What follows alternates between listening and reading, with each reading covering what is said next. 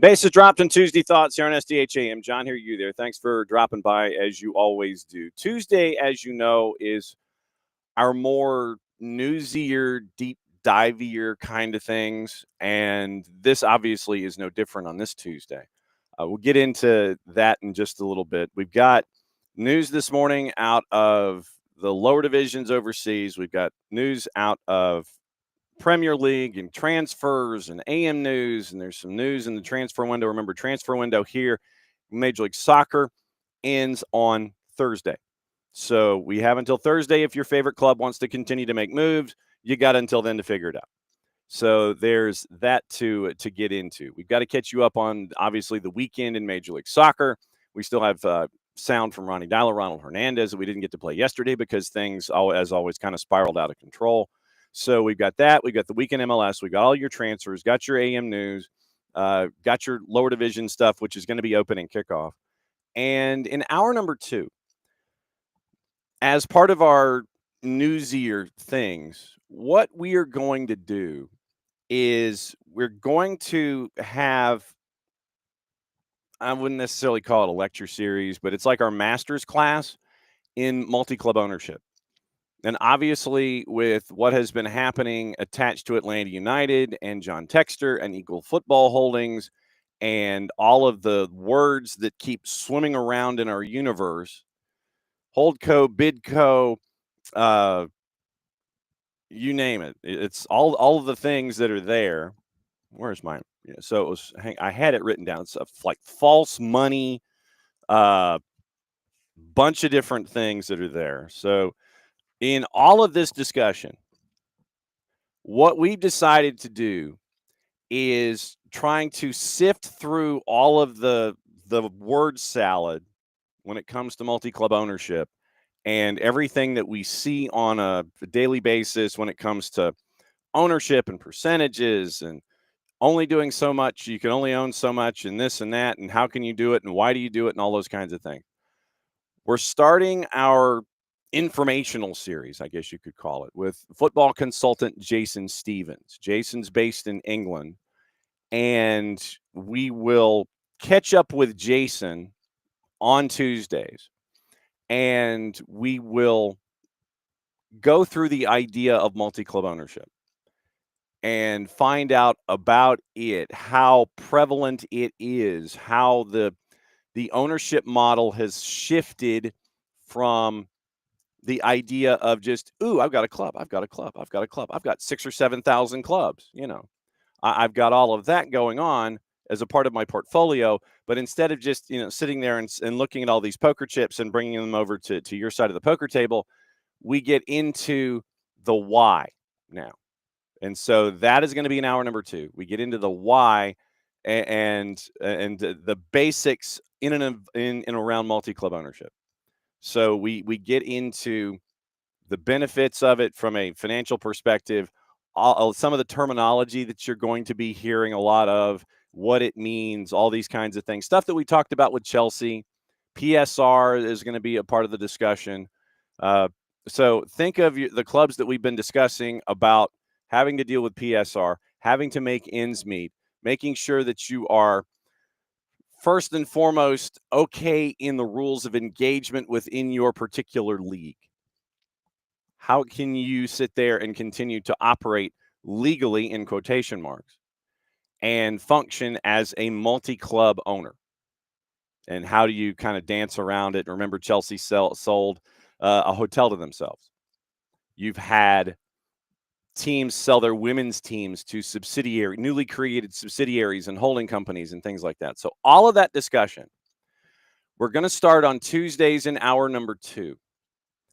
And with everything, with news and everything going on, if there's news to break involving that, obviously we'll break it when we can. But Tuesdays will kind of have the the information sessions when it comes to what to expect and what we've seen from multi-club ownership and how it's different than it has been in the past. So, uh, and actually, Kefsi, that's a part of it.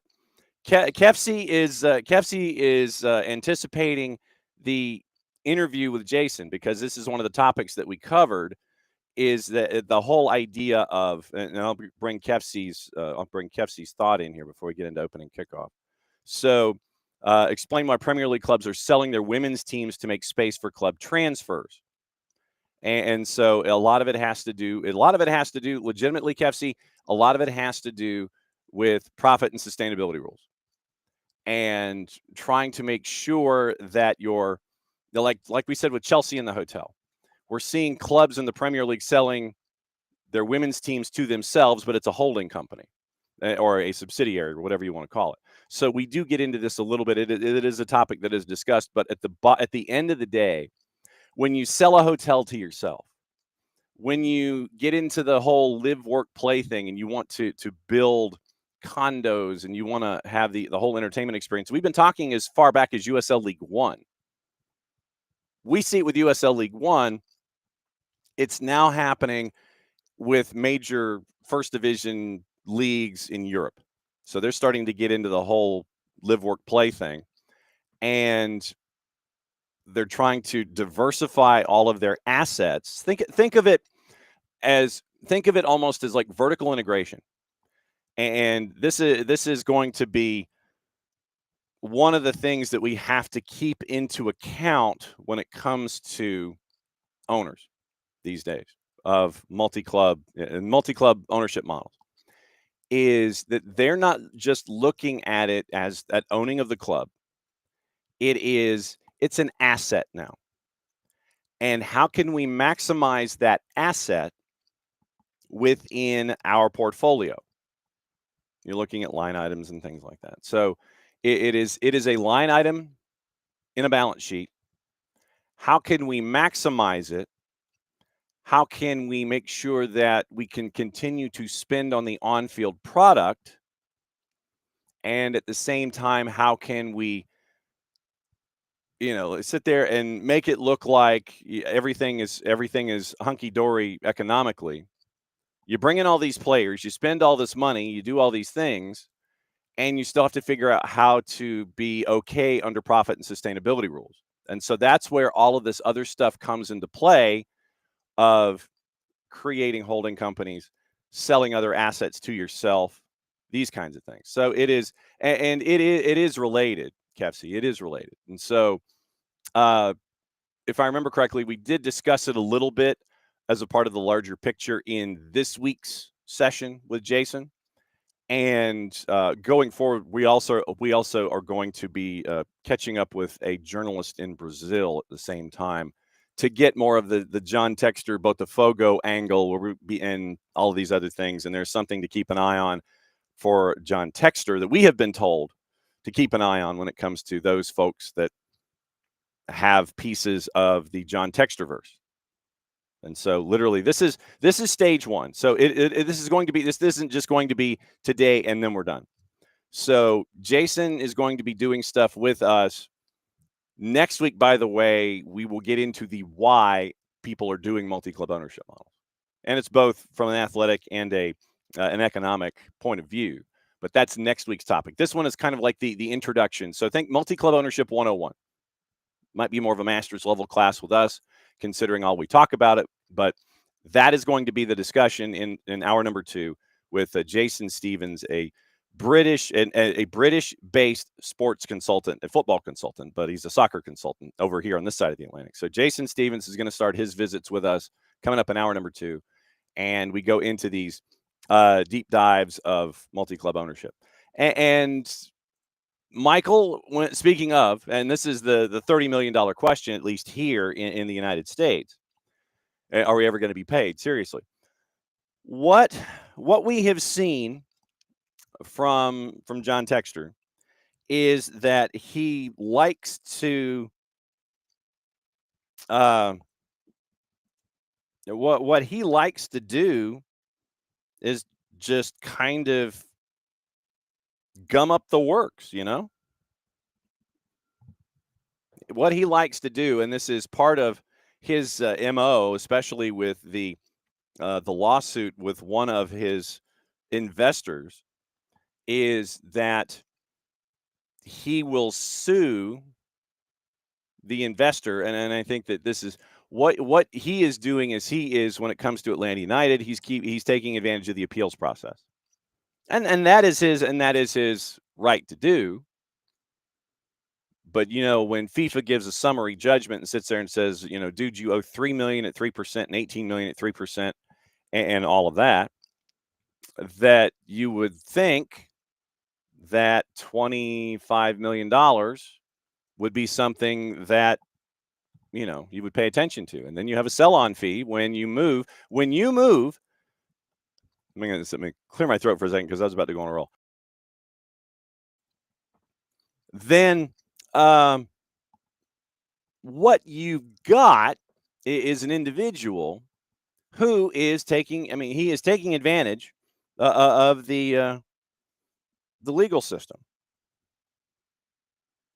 And obviously what I mean by that is, you have X number of legal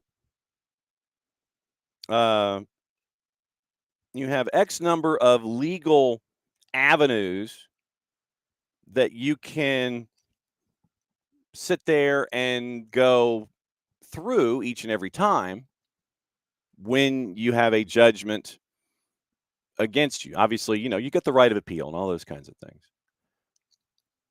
And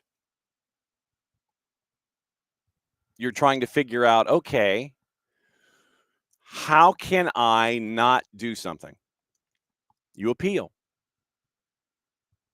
So then when you are trying to figure out, how in the wide world of sports somebody can get paid. But if you are not going to be in a position to either A, want to do it, or B, just financially unable to do it. And like I said, I don't know and by the way, I need to resend another note. We have still yet to hear from John Texter. Once again, DM'd him and Instagram, still have yet to hear. I need to recircle through that. But as is the want of individuals, you lose a case in court, then you're going to appeal. And in a situation like this, really the only people that win are the lawyers because they're the ones that continue to get the billable hours. Atlanta United has won a judgment by FIFA. They also have had their player with a sell-on fee moved on to another club. So like I said, we're talking close to $30 million. But if you feel, for whatever reason, and it probably goes back to Texter's appeal in the judgment where he thought that that he had complied with timetables, even if he missed the payment, he only thought that it was locked in with that particular window and not on the whole. Then it is one of those things where you're like, I don't think I want to. And so what do? You appeal. And so right now we are in the appeals process in a couple of different things. But you sit there and you're going, okay,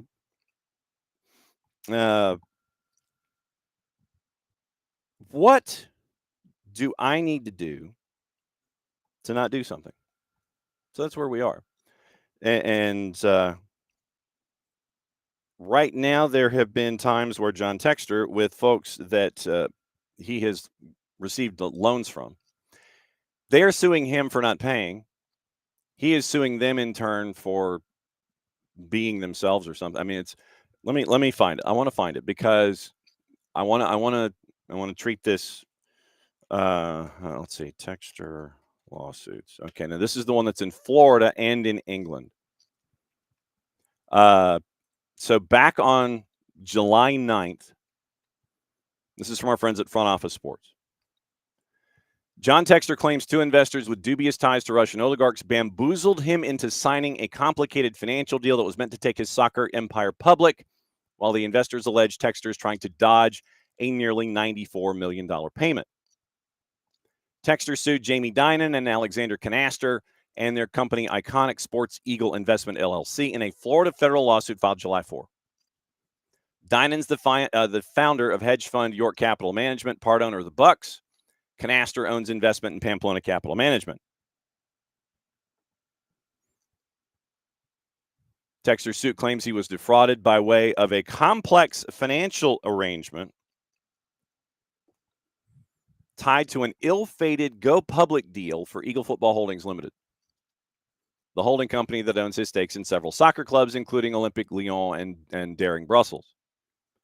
According to Textor, the deal was destined to fail because Canaster, another investor in Iconic, had close financial ties with Russian individuals and assets that were the subject of international sanctions, end quote.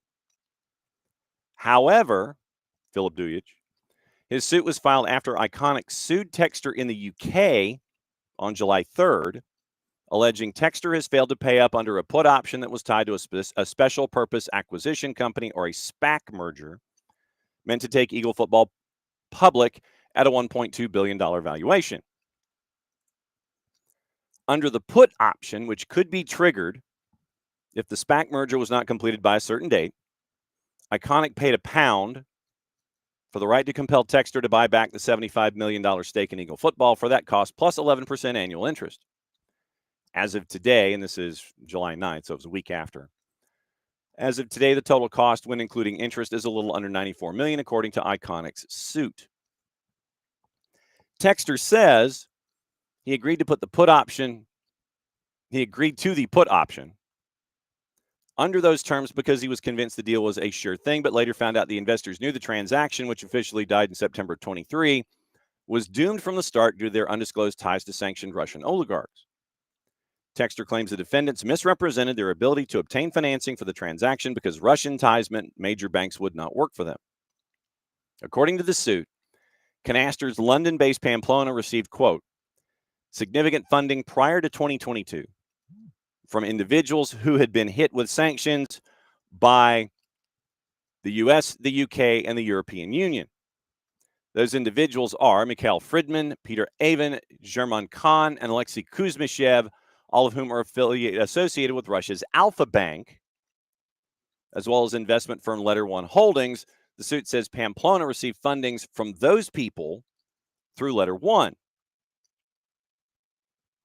There are reports from the summer of 2022 about Canaster's ties to those sanctioned Russians. Russia invaded Ukraine in February of 22. Textor first went into business with Iconic that November. Had he known about the connections to sanctioned Russian individuals ahead of time, Textor, quote, would not have sold the put option for such a low price or with such a high interest rate, according to the complaint. Iconic's suit, which is not public but was obtained by front office, tells a different story. It says it's been trying to get Textor to pay the money he owes under the put option for years to no avail.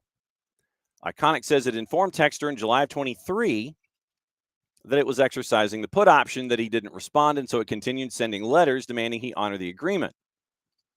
Eventually, Textor requested a meeting, which was held in July of 24. So we've gone a full year of kicking the can down the road when it comes to the investment of this particular company, or this particular wing of the company, offshoot, wing, whatever. During the meeting in July of 24, Textor stated, quote, among other things, that he had no ability or intention to pay the sums required under the put option agreement, end quote, according to Iconic's suit. Spokesperson for Iconic said in an emailed statement, Textor's suit represents, quote, an attempt to delay and frustrate ongoing legal proceedings and recovery, end quote, of the debt obligation, and that, quote, John Textor now appears to be resorting to fictional and easily disprovable claims against Iconic and its directors. Iconic Sports is simply seeking to enforce its contractual rights, a process initiated in 2023, and will continue to pursue its lawful claims in the appropriate venues. Textor is still trying to take Eagle Football Holding. Back in June, company made a confidential IPO filing with the Securities and Exchange Commission. So the response from Iconic is what is key here. Texter's suit represents, quote, an attempt to delay and frustrate ongoing legal proceedings and the recovery of the debt obligation. Sound familiar? That's what you're staring at here as seemingly a part of his playbook. So the elongated answer to Michael's question is basically that. You have folks that for whatever reason, if they feel aggrieved in a legal setting, then they will continue to kick the can down the road, interest be damned, and continue to try to either frustrate the legal process to a point to where my guess is that in Iconic's case, he's going to want him to settle. I can't pay you the full 94. How about 30? Something like that.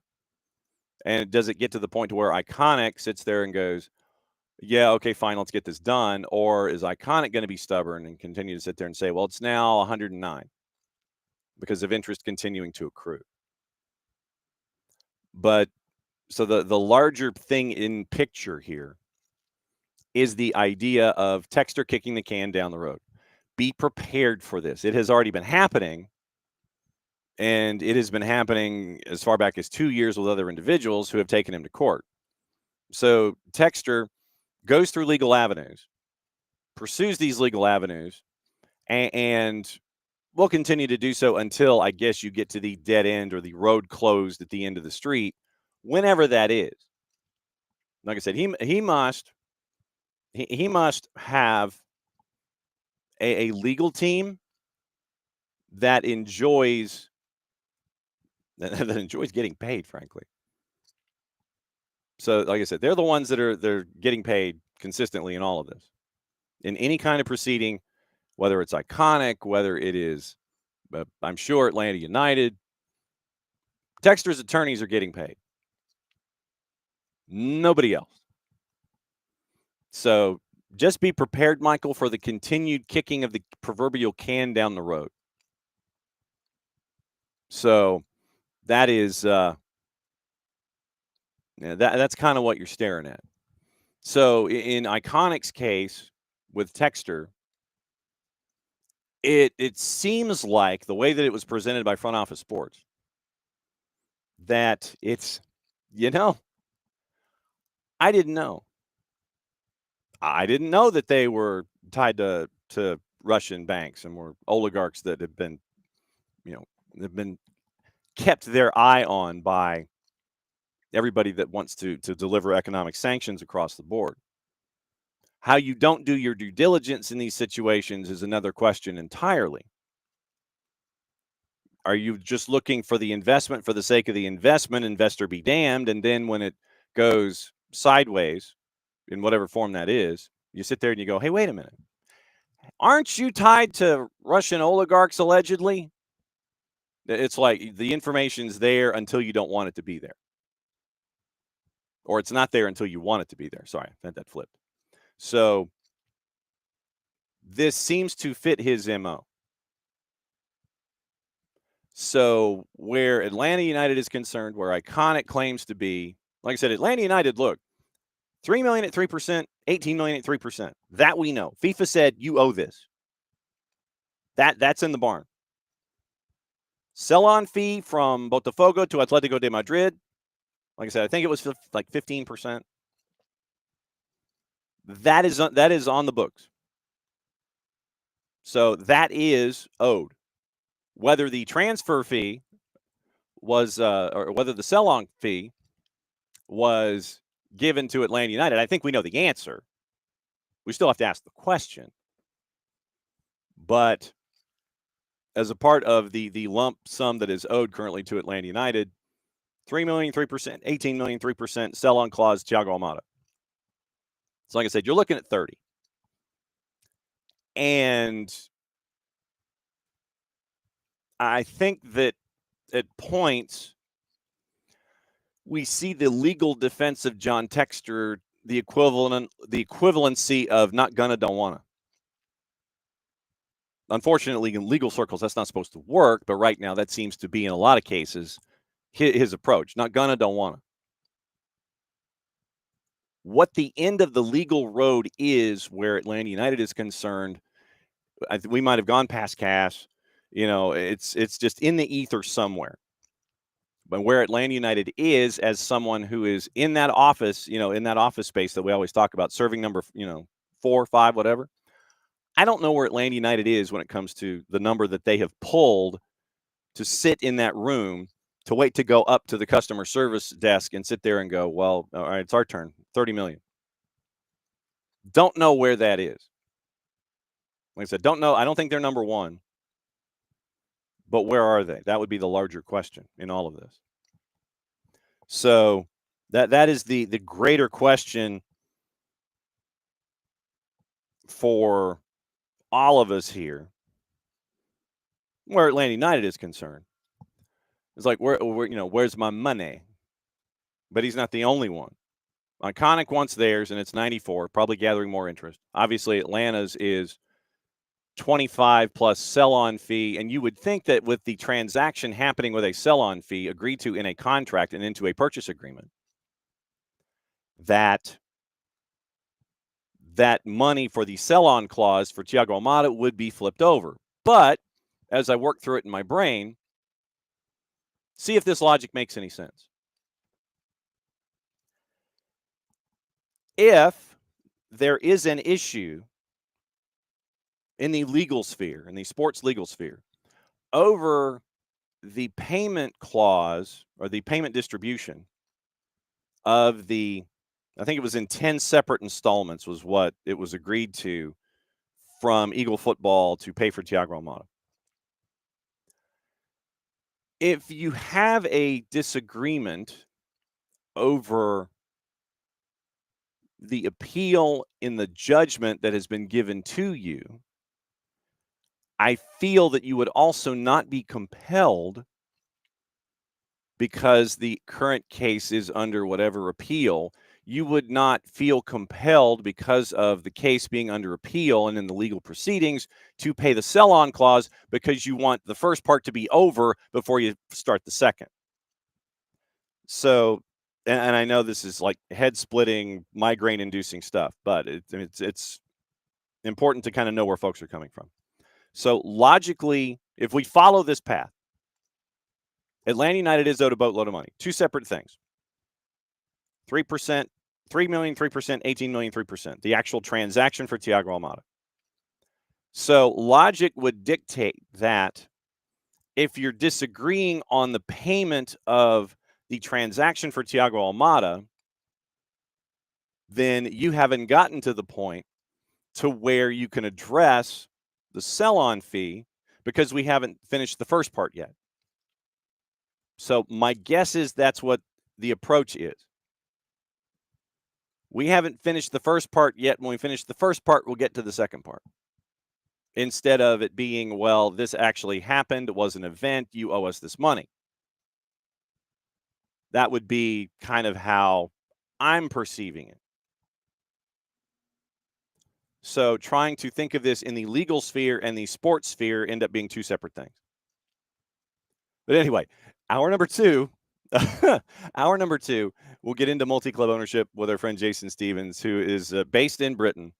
He is a soccer consultant, and he has spent a boatload of time looking at MCOs, what they do, who they are, how they break down, all these things. So I apologize for the first 25 minutes or the first half hour really going into texter down here, but it kind of goes into what we're going to start in hour number two. But yeah, right now I've seen no updates. I would anticipate going forward that you end up with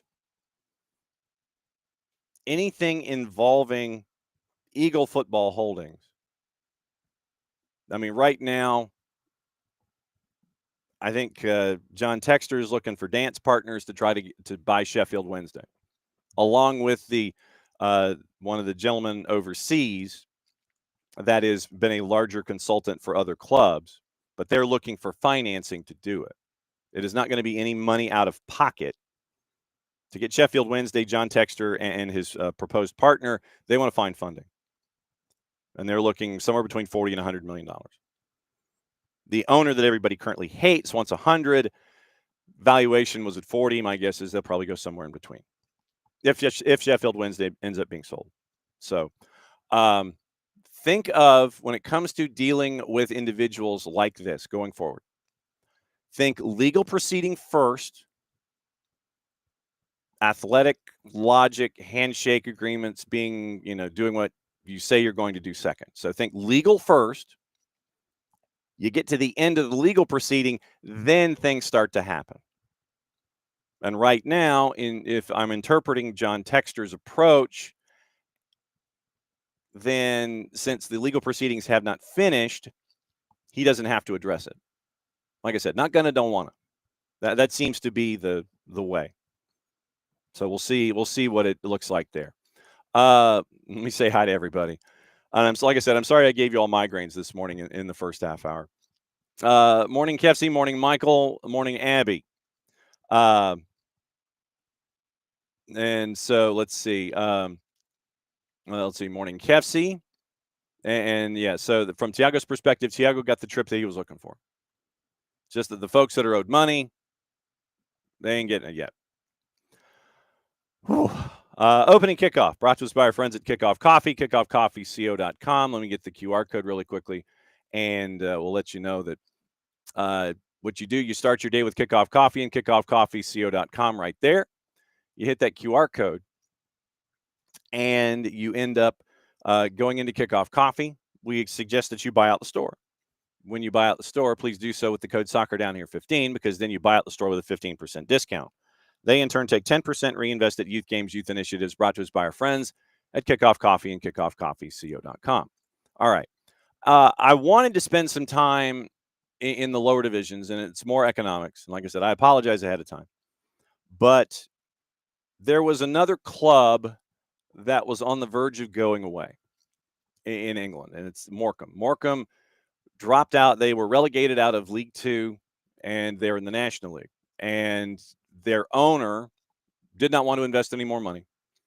And they literally had not had folks that were getting paid. And they were they were on death's door when it came to the English football pyramid.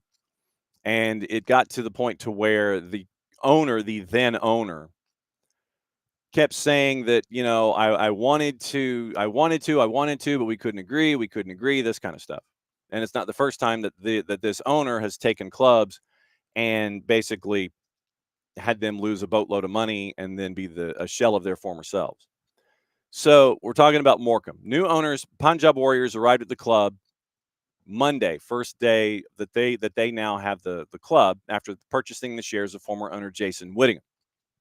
Completed takeover, finally. Agreed to a deal in June. Then the two sides go public, have a dispute, and they wonder whether or not the club is going to be sold, bought, or just go away. So Punjab Warriors are now there. Club staff, fans are wondering about what the future is going to be. And so BBC catches up with Punjab. Punjab now has to pay off a lot of debts and creditors to resolve Morecambe's financial issues. BBC was told by staff they received their June wages on Monday, the first time they've been paid their salaries in 10 weeks. And then they expect to be paid July's installment later this week. Quoting part of the ownership group, new chief exec and Punjab Warriors member Rupinder Singh. First and foremost, wanted to make sure that all the staff, players, everybody involved is paid their wages because it's been so long overdue. Then it's the liabilities with His Majesty's Royalty and Customs and other stuff. Basically, you got to pay the bills from the tax person. And so right now, Morecambe, with all of the chaos, they only have 5 first-team players. No manager, and they have a match at 12:30 local time on Saturday. Team's kit will only be delivered later this week. Players still not insured to play or train, meaning that a postponement of just like their opening 3 fixtures, because of all the financial problems, they could have the 4th one pushed back as well. When Punjab first agreed to take over the club, BBC learned that the group planned to remove Derek Adams from his position and replace him with 30-year-old former Notts County, Wigan Athletic, and Como coach Ashvir Singh Johal, who has never managed a senior first-team side. And Singh Johal even conducted an interview with the BBC where he thanked the Punjab Warriors for hiring him. But the takeover wasn't completed at the time, and Adams remained at his post unpaid and with no squad to coach. So Punjab Warriors, now that they own 100% of everything, lock, stock, and barrel, they've removed Adams with the position, announced his sacking while the BBC was interviewing the new owners Monday night. Singh Johal expected to be his successor. Adams managed the club 3 times, led them to League One for the first time in history. The 50-year-old has become a hugely popular figure among the fan base. Asked on Monday while Adams' sacking was being finalized by another member of the ownership group in an adjacent room whether they still plan to let him go and install Singh Johal in his place, the head of communications said, quote, "All we want to say is trust us. There are going to be changes. We went from League One all the way down to the National League, but we're here for the betterment of the club, so trust us." Adams declined to speak to the BBC. BBC says, for a fan base already scorned by Whittingham's catastrophic ownership, cautious optimism blended with a desire to hold the Punjab Warriors to account. Chair of the fans group, not ready to commit fully to 100%. Political level, the local MP says pressure is going to be put on the new owners to run the club correctly. Whether they're the guiding hand that fans hope remains to be seen. Insists that they have funded the club in order to prevent it collapsing for a year. Say that all creditors will be paid off within days. Questions persist over how the club will become sustainable in the long term and how they can build a new squad of more than 5 when it's down the road, like Saturday, when your match. Staff members have a chance to breathe again. But that is what is going on with Morecambe. So Morecambe finally got their sale through. And so in the next room, while they're talking to the BBC, the new owners, they sack the manager and bring in the 30-year-old who had done an interview with the BBC, thanking them for the club, for the job to manage the club, even though the club had not completed the transfer yet. So adventures at Morecambe. Obviously, we'll keep an eye on that, and we'll see what happens there. That's opening kickoff. Brought to us by our friends at Kickoff Coffee, kickoffcoffeeco.com. That is your QR code. Thanks for everybody who's hanging out with us this morning, however you are doing, so large, device, or small. Hit that QR code, go into Kickoff Coffee and kickoffcoffeeco.com. We would actually like for you to buy the store. Buy them out. But you hit that QR code, use the code soccer down here 15, you do it at a 15% discount. And then that way, they can invest 10% into things that they think of as cool youth games, youth initiatives, those kinds of things that have been earmarked by our friends at Kickoff Coffee and kickoffcoffeeco.com. Now, let's get to the odds and ends once again. We are starting a pre-order. I don't know if you saw John Arnold's piece at The Guardian about the Marshall Islands. He got to catch up with some official folks and Lloyd Hours and find out what the vibe is in Arkansas with the Marshallese population about the Marshall Islands Club and being there for the first match. As John and I were going back and forth on the 280-character app. So John's got an article up on The Guardian, and keep an eye on that. And then it is everything else that's attached there. Remember, we have the scarves, but we got to reorder them because we've got to put the new SDH logo on them. And so we put the new logo on them, and then they'll be out. But you can pre-order the scarves, the one with Maddie's picture. We got to redo that photo too because of the logo. And then what you can do is help out the Marshall Islands in a bunch of different ways. You can buy all the gear. I know, thanks to a lot of you who have bought the gear so far. And it's going to be interesting to see what the next steps are for the club. And I know that a lot of attention is now going to the island nation of Nauru, which is also in Micronesia. And so now they are trying to get something online for a national club as well. But don't know what the next steps are when it comes to friendlies and practices and schedules and things like that for the Marshall Islands. But go to the Marshall Islands site, help them out, buy the gear, keep them in your thoughts and keep an eye on things. Obviously, we'll keep an eye on them here too as they continue to go and find out what those next steps are for the Marshall Islands. So go to the website, buy the gear for the Marshall Islands Soccer Federation. Olive and York, you can get the SDH jersey. You get the SDH jersey, and you help out our Soccer for Good campaigns in 2020 and 2025 and beyond, hopefully. And the Navy jersey, floppy collar, you can get your wording either in you can get your personalization with the Kaiser Permanente on the front, either in white or in double blue. You can get it the light blue, Columbia blue, Tar Heel blue, whatever you want to call it. Your choice. Check with Alex and Abby and figure out which style is best for you. I think Abby has both. Then you can also, once again, help out our Soccer for Good campaign in other ways. You can be a part of our Fanaticos campaign. Go to, let me type it because I always screw this up. I literally always screw this up. Group.chant.fan/soccer down here /join. Let me see if I spelled it right because did I? Soccer down here? No, soccer down her. Soccer down, well, it's soccer down here. So I was one letter off. Group.chant.fan/soccer down here /join. Be a Fanatico, get a lot of cool discounts from a lot of cool places, a lot of breweries.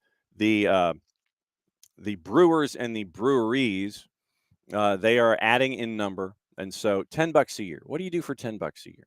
You can be a Fanatico at group.chant.fan/soccer down here. Add that second E /join. And you can be a part of our Fanaticos. And there's a lot of cool stuff. Like I said, the discounts are in there. You can have conversations with other Fanaticos like we do in the Discord occasionally. And you can catch up with a lot of folks there. So go to that, but add an E at the end of soccer down here, where it's soccer down her, and be a Fanatico. $10 a year. What do you do for $10 a year? You can help out our Soccer for Good campaign by doing it there. Also, Grady Baby Co. You can go and the soccer is just better in Atlanta, the gold embossed lettering on either the red or the black sweatshirt or T-shirt. And that those proceeds was the word you were looking for, John, help out middle school soccer programs attached to the Atlanta public school system. And so SDH Network on one cuff, if you get the sweatshirt, Grady Baby logo on the other cuff. And I know we all have them. And so tell your friends to buy more. And so that helps out APS middle school soccer when you get to hang out and get to wear the red or the black. Soccer is just better in Atlanta in the gold embossed. And you can be a partner with us there as well. And then soccerdownhere.net, you can get all of the things. You can get all the things. All of the gear, all the SDH gear, all the stickers and the T-shirts and things. You can also get Jason's retrified attack and ruckus gear. So you can get that as well. Once again, go to soccerdownhere.net, go to the website, and set your notifications for when we have lives on SDH 1 and 2. Go to the shop, buy the gear, all the stuff. I know. Abby's like, I need to save all the links in one document just so I can copy and paste each day. That would make too much sense. So, we will see what everything is. I'll try and recap it in my head. Okay, so Grady Baby, Fanaticos, Marshall Islands, and Olive and York. I think that's it for the moment. Oh, and obviously Kickoff Coffee. So it's those 5. And Abby is reminding us today is National Soft Serve Day. National Soft Serve Day. Get a $1 small soft serve cup or cone at Carvel on Cobb Parkway up in Kennesaw. So it's way the stinking north. And so Abby also doing the public service Carvel coupon with a link right there. So Abby's doing fantastic and wonderful things, posting coupons, $1 soft serve today. And so Abby does admit that she has both the white personalization and the lighter blue personalization on the Olive and York. Get whatever color that works best for you. So and this is why I would say to consult with Alex and Abby, because they've got them both, and they can be your second set of eyes. It's like, well, which one do I want? Do I want to get this one? Do I want to get this one? What do I want to do? Do I want to do one or the other? Yeah. So that's what that's what you're staring at when it comes to the Olive and York jersey. So all right. So let me get into since Jason's the interview with Jason Stevens is going to be in 10 minutes. Let's get through the transfer news. Let's get through what to watch, where to watch it, how to watch it. Then we'll start hour number 2 with Jason Stevens, and then we'll come back and look at all the other things on the other side. So this morning, it looks like I have no earthly idea who that is calling from the 478. That's wow. I had no clue who that is. Okay, so Cincinnati has come out with news this morning. They have acquired Ghanaian midfielder Samuel Gidi as a U22. Gidi joins the club through 2028 from MSK Žilina. And it is Samuel Gidi, Slovakian First Division via transfer. Slovakian First Division. Joining the Origin Blue, U22, pending receipt of the P1 visa, contract through 28, option for 29, and an international roster slot. 21 years old, 100 appearances in Europe with Žilina, 4 seasons with the club, 9 plus 8. Chris Albright, quote, and that takes care of another paragraph. Midfielder among the team's leaders in appearances, making 30 in all comps. 4 appearances, all starts in the 2025 season. 2 appearances came in UEFA Conference League qualifiers, where he has started 6 times in total for the Slovakian club at 2022 at the age of 18. First team debut for Žilina, joined the club at the age of 15. Had spent part of his youth career at New Life Football Academy in his hometown of Accra, Ghana. So U22 player Samuel Gidi, midfielder coming from Slovakia. He gets added this morning by Cincinnati as we get closer to the end of the window, and you get to find out what's going on there. So the roundup, at least for the moment, on this side of 10 o'clock for transfers and stuff. Wolves have signed right wing back, and we talked about this one. Jackson Chichua from Hellas Verona, deal worth about £10 million. Belgian-born Cameroonian defender. Last 2 seasons in Serie A after starting his career at Charleroi. In effect, a replacement for Nelson Semedo, who rejected a new contract at Wolves in favor of a move to Fenerbahce. Chichua, who produced the top speed in the Italian top flight last season at 36.3 kilometers an hour, so that's slightly over 20 miles an hour. 5-year deal. Quote from Vitor Pereira. Wolves are wary Jurgen Strand-Larsen, high on Newcastle's shortlist, consider the striker not for sale. Newcastle have so far failed in the attempt, to sign Johan Vissa. London club holding out for what they deem as a fair price. Eddie Houseside linked with a move for out-of-favor Chelsea striker Nico Jackson. Thought only a bid significantly above market value would give the Wolves a decision to make on Strand-Larsen under contract through 29. Wolves open to offloading Wang Hee-chan. Crystal Palace pursuing a loan deal for him. Matt Hobbs, former sporting director, is thought to be close to filling a similar role at Palace after Dougie Freeman departed for Al Diriyah in the Saudi Pro. Fenerbahce is pursuing a deal on West Ham's Edson Alvarez, loan with an option to buy. Wages around £115,000 a week, which will increase Graham Potter's budget for new signings. Valued at $20 million. Finances of the deal have made it hard to find clubs willing to buy. Fenerbahce have emerged as a temporary solution. Talks progressing. Alvarez has not made a decision on his future, however, on loan interest from Porto and Borussia Dortmund. Fallen out of favor under Potter, desperate for additions in the midfield after seeing them lose 3-0 to Sunderland. £30 million bid rejected for Southampton's Mateus Fernandes. Beaten by Newcastle to the signing of Jacob Ramsey from Aston Villa. Other options explored, but any chance of anybody joining before Friday in the matchup with Chelsea, it's looking smaller and smaller as we go.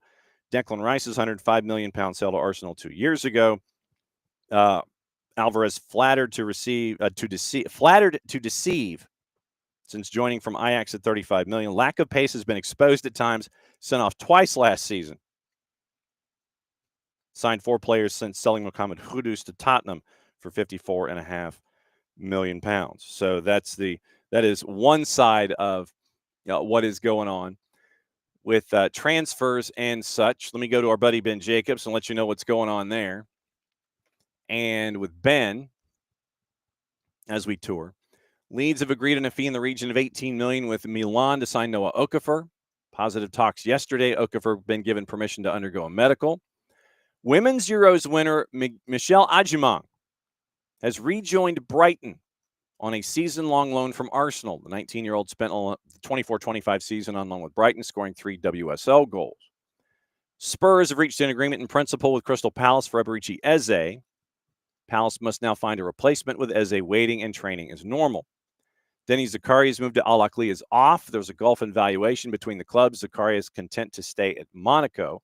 Initial bid was 30 million euro.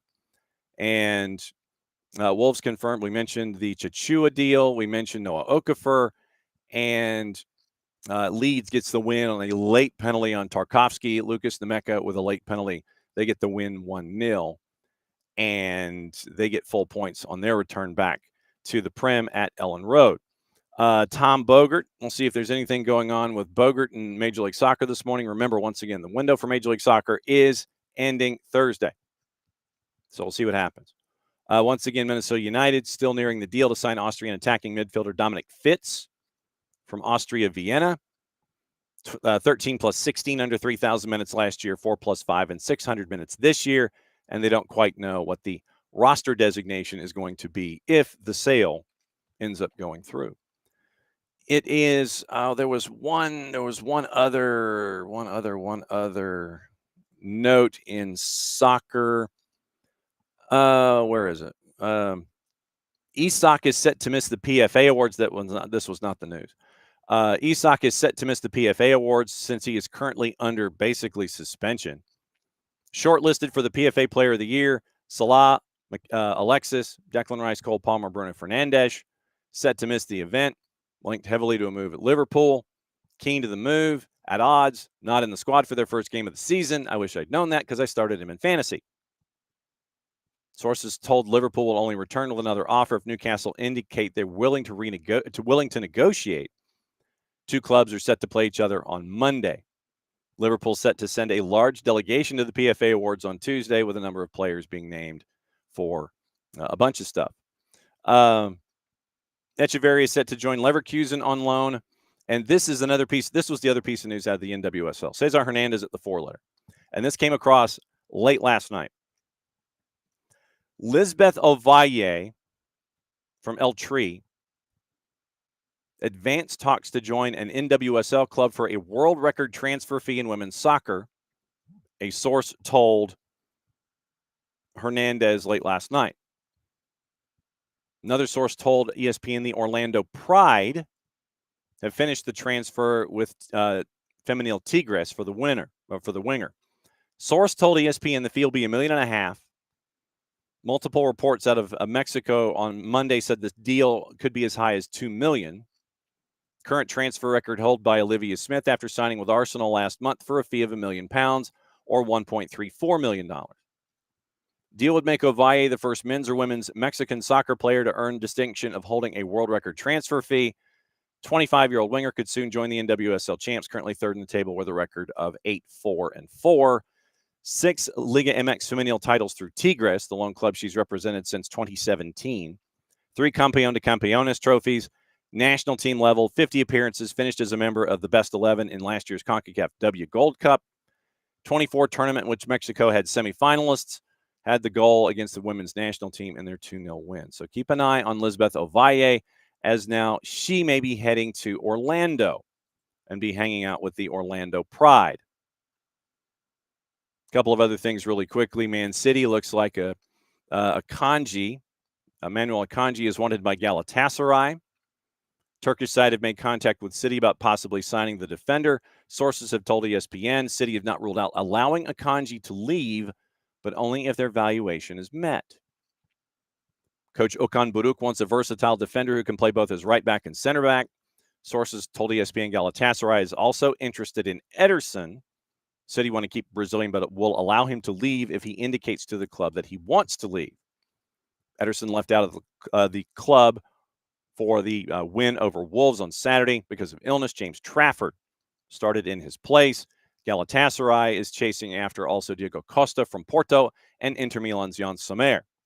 If City lose Ederson, sources told ESPN they could turn their attention to Donnarumma, made available by PSG after being replaced at the number 1 by Lucas Chevalier.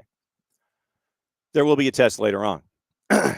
Okay, it is 10 o'clock, as promised. Okay, here's the deal. We are starting our multi-club ownership master's class, and we get to do it with a football consultant over in England, Jason Stevens. And Jason, with his extensive experience in clubs in England and his extensive research on specifically multi-club ownership models, we were like, yeah, with everything going on that we've been talking about in hour number one before we talked about transfers and things, we figured what we would do is catch up with Jason so we could understand more about what we see when you have City Football Group owning Manchester City and sending Tati Castellanos to Girona and, sending Maxi Morales and players all over the place, that kind of a thing. And that's just one example. But what we wanted to do, especially with what we've been talking about, was try and find someone who can walk us through the whole thing, pitfalls, dangers, all of the elements that are attached. Next week, we'll get into why folks are going into multi-club ownership models and ideas. But this is the first conversation that we're having with Jason about MCOs, what they mean and what they do. So here's week number one of our understanding of multi-club ownership with football consultant Jason Stevens and our interview over in London that we had yesterday. Here we go.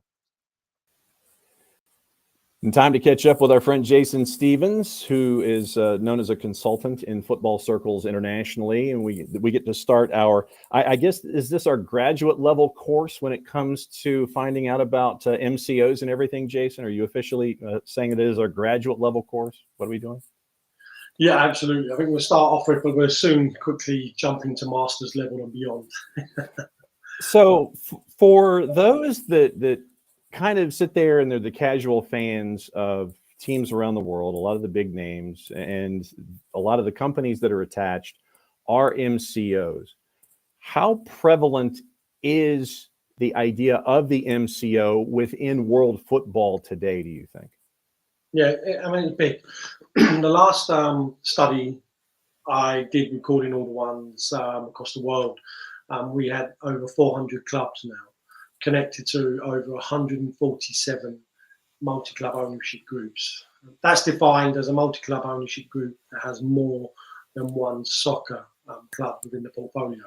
Now, when I say more than one soccer club in the portfolio, we sort of break it down now under the term of what we call influence. And there's sort of 5 angles that we look at influence. And the first one is an individual or group that owns the majority stake or the largest stake in more than one football club.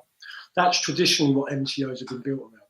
But what we have seen in the last few years is that point number 2 is that an individual or group that owns a majority stake in one club, but also has a minority stake in other clubs. And then we've got number 3, where an individual or group that has a minority stake in 2 or more football clubs, but is also influential in the decision making.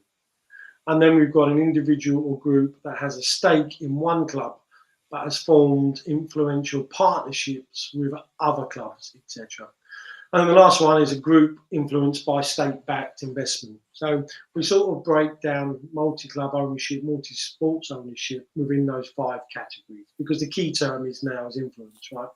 As more and more governing bodies, regional governing bodies, have rules around ownership stakes, well, one of the ways to get around it is not to actually own an influential stake, but actually to have a minority stake where you may bypass some of the owners and directors tests, but you still have an influence within the decision making. And often these guys or groups, they tend to have more monetary influence along the way. So yeah, it's definitely evolved in the last couple of years.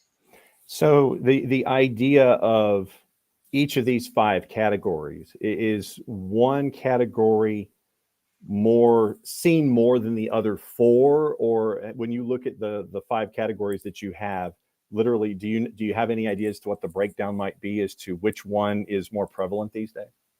Well, again, if we look at like the City football groups, the global one, they're the ones with the biggest brands, one of the early front runners. So City Football Group in itself, it has a number of clubs within the portfolio, but it also has partnerships.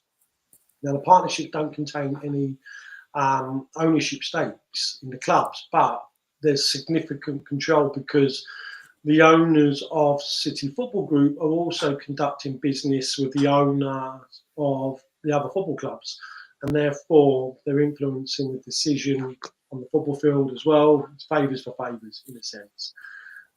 Just to give you an example of that, so what we've got is a club Bolivier. They've also, which is in Bolivia. Now the guy behind that also owns 10% in New York City, and he also owns a significant stake in Girona. And his name is Marcelo Claude. He's a Bolivian, one of the wealthiest men, and he's also got multi-billion-dollar global investment firm. He's connected to a number of blue chip companies like SoftBank, Group corporations, and etc. And they use those companies to influence business and other decisions, etc. And in return, they've got club partnerships. And another one for that is the Turkish club Patasko, etc. Seems to be a home club of the president of Turkey, and there seems to be some wider business deals between UAE and Turkey, and then there's some interesting partnerships connected with the football club, etc. And again, if we were to go into Indonesia, they've got a partnership over there, and it's funny because Geylang International, and that's part owned by, City Football Group was part owned by the Chinese media capital. They used to own about 10%, but that sort of diluted over the years. But they still own about just under 1%. But still, they've still got significant partnerships in China and Asia, and the Chinese media corporation has significant links to Geylang International as well. So we can see that type of state influence on partnerships as one form of entity. And then we can look at how clubs are actually, we're creating ownerships, but we're also creating club partnerships. And I suppose the most common one and recent one is Aston Villa's group, which is V Sports. Now, V Sports themselves are made up of 3 groups, individuals. And what they've got is, it started off between 2 of them, Wes Edens and Nassif Safari. Wes Edens being a prominent American investor. Also, he was a co-owner of the Milwaukee Bucks. And Nassif Safari, he's got ownership stake in Madison Square Gardens. And with that, he owns obviously a percentage of the New York Knicks and New York Rangers, etc. But he's got a significant stake in Adidas, right? So those two come together to create a ownership group, and then they renamed it V Sports, and then they brought in the Teros private equity group. And then between them, they own Victoria in Portugal. They've got club partnerships with Vessel Kobe in Japan, ZFC in Egypt, and Real Union in Spain. The last two, Z and Real Union, they're connected to family members as well. So there's a little bit of a direct influence in that one.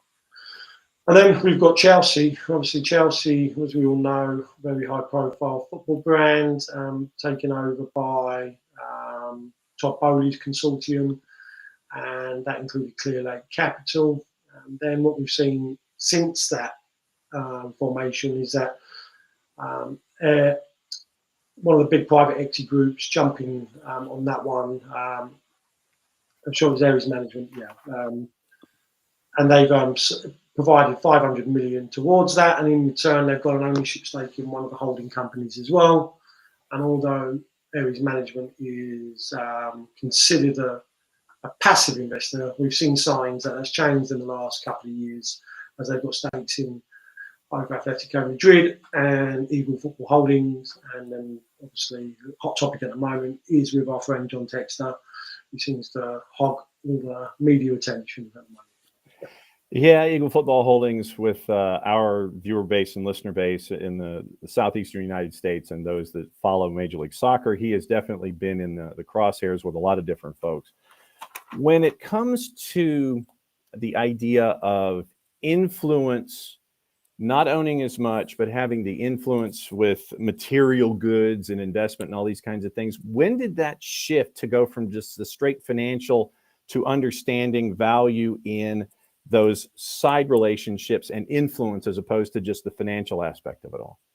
But I think, I mean, obviously, we're not talking years and years of this. I think, obviously, since COVID, when COVID sort of provided opportunities for investment groups to invest in football, what we saw with COVID was that there was a huge consumer loyalty. And where the economy, the global economy, was suffering, what we found was our football teams, sports teams, were still being able to turn over significant revenue because our fans had this, a desire to support the clubs. So if they couldn't provide the traditional revenues of gate receipts and merchandise sales, they were looking at innovative ways in which they can create revenues, and the fans were coming up with all sorts of innovative ways with the clubs, etc. And over the period of just over a year, what we saw was that clubs were robust against this, let's say, this called economic scale of decline. And then private equity sort of realised, actually, with football, I suppose, providing opportunity now, they also sort of analysed the sports and entertainment market and realised, actually, that football in Europe is underdeveloped. And whilst we're seeing brand value still hold their own during that deep period of decline, we've also seen those same brands increase drastically over the last few years. And the way I try to explain it in simple terms, our football clubs are a bit like property. Yes, they tend to go up more than down over the years. And when we look at European football clubs that have now been around between 120, 150 years, they've kept themselves going. Two, they've evolved. And three, they've developed a significant loyal fan base. I mean, to the point, I use this one, which is quite a funny line.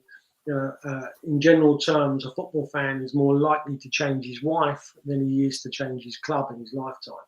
So it just shows you the deep root connections that football clubs have. And then, obviously, what we have seen a couple of examples where football clubs did make some fast money. The ENEOS Group, for example, they bought a club from the Pacific Media Group, which was Nice. The Pacific Media Group bought it for 20 million, and then they sold it for 100 million 18 months later. And that sort of, this was a bit of an eye-opener, and everybody thought, well, this is that easy, then we should be doing this. I mean, at the time, I think the economy in some of the wider markets were only offering anything between 4 and 20% return of investment. Football clubs started to offer 500 to 2,000, depending on the brand. So a lot of private equity are thinking, okay, this makes sense, let's get involved in here. And then the only thing that we've seen change is the length of period in which the exit return of investment strategies are being placed. Now, a lot of private equity that get involved in football clubs are looking at exit strategies as a minimum of 7 years and a maximum of 2025 and beyond. So that just depends. So I hope that sort of helps out. I lost myself there towards the end. No, that's all good. So what I wanted to follow up with that is, with all of these corporations and funds and all these other individuals that are diving into this idea of owning football clubs, believing in multi-club organizations and things like that, and it is basically treated as lines on a balance sheet where they can sit there and they can manipulate the bottom line and all this kind of stuff. How much exploitation are you seeing when it comes to the idea of profit and loss and ownership and manipulating relationships as MCOs? How much exploitation are you seeing from either individuals who are trying to dive in or companies trying to create MCOs? Yeah, I think there's plenty of examples of that. I mean, 77 Partners were quite the experts at that. They raised a bit of money against one club, and then they used the money that they raised originally against the value of the next football club, and they added that together to go and buy another club. And then they done exactly the same. The original plus one club plus two club, the value, then they went and borrowed against that. So they were just recycling the same money in multiple times. And then eventually, when you had to start repaying that back, they just didn't have the revenues to be able to do that. Now, what they needed was a big club, which was, something like the Premier League, where the bottom club in the Premier League turns over 100 million because of the broadcasting deal, etc. That gives them that safety net, and a lot of private equity groups they use that Premier League club as your stalwart in order to be able to justify and pay those loans back. So there was one example there. I'd say there's probably loads of different ways in which money is being leveraged in these organisations. One of the concerns that the governance has is how clubs' balance sheets can be manipulated through money laundering. It's a bit harder in the top leagues because they have to provide, strict financial accounting, and they're regulated yearly and every 3 years in certain competitions. But in some of the lesser leagues in Europe, when you can belong to an MCO, then you're not really asked for your bank accounts. So it can be all subjective. And we are concerned that a lot of those clubs are subject to that money laundering and criminal organisations. So there isn't a perfect world, but the problem is with football, every club is fighting for itself in that sense, and they need to exist because they are pillars of the community. And I suppose there's only a certain amount of big wealthy owners around. So the problem with football is that the revenues it generates is nowhere near enough to support its costs. So therefore, a lot of football clubs are just not sustainable without that owner cash injection, organisations cash injection. And where we've seen now football clubs sort of value increase, they've gone from 700 million, which was the most expensive club on the planet in 2005, 2007 with Man United, to Chelsea going for 2.2 billion, 4 billion, depending on commitments in 2022. So we've seen a massive jump there. And there's not that many billionaires that have a passion for football. So they need to form collaborations with different investment groups. But one of the biggest problems with private equity or venture funds is that nobody's really tracking who belongs to these venture funds and private equity.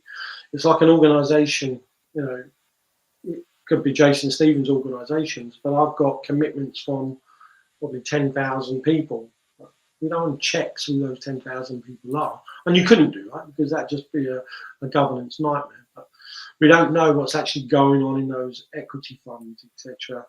At the moment. And obviously the big clubs, it's a little bit more scrutinised, but I wouldn't say the investors are. But as I said before, we've got some examples where investors are passive, but we've also seen where they started off passive and they started to become more active and influential. And who's to say that that's not going to change within these venture funds, etc., depending on how much people commit to them, along the way. So it is a concern. I don't think governance is ever going to manage it completely because, unfortunately, it's already got out the blocks, and therefore it's impossible to try and pull something back because as quick as you pull something back, the way football works is you may invent a rule. And then what I'd do is employ 2 or 3 people to find a loophole in that rule for me to be able to navigate it sideways. And football clubs do employ people to navigate the rules, to find those loopholes, to be creative. And because it's not breaking the rules, they're breaking the rules. And a great example of that, again, is Chelsea. Right?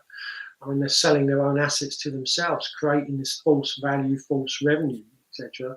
But because they're not actually changing hands, it's just settling the balance sheet.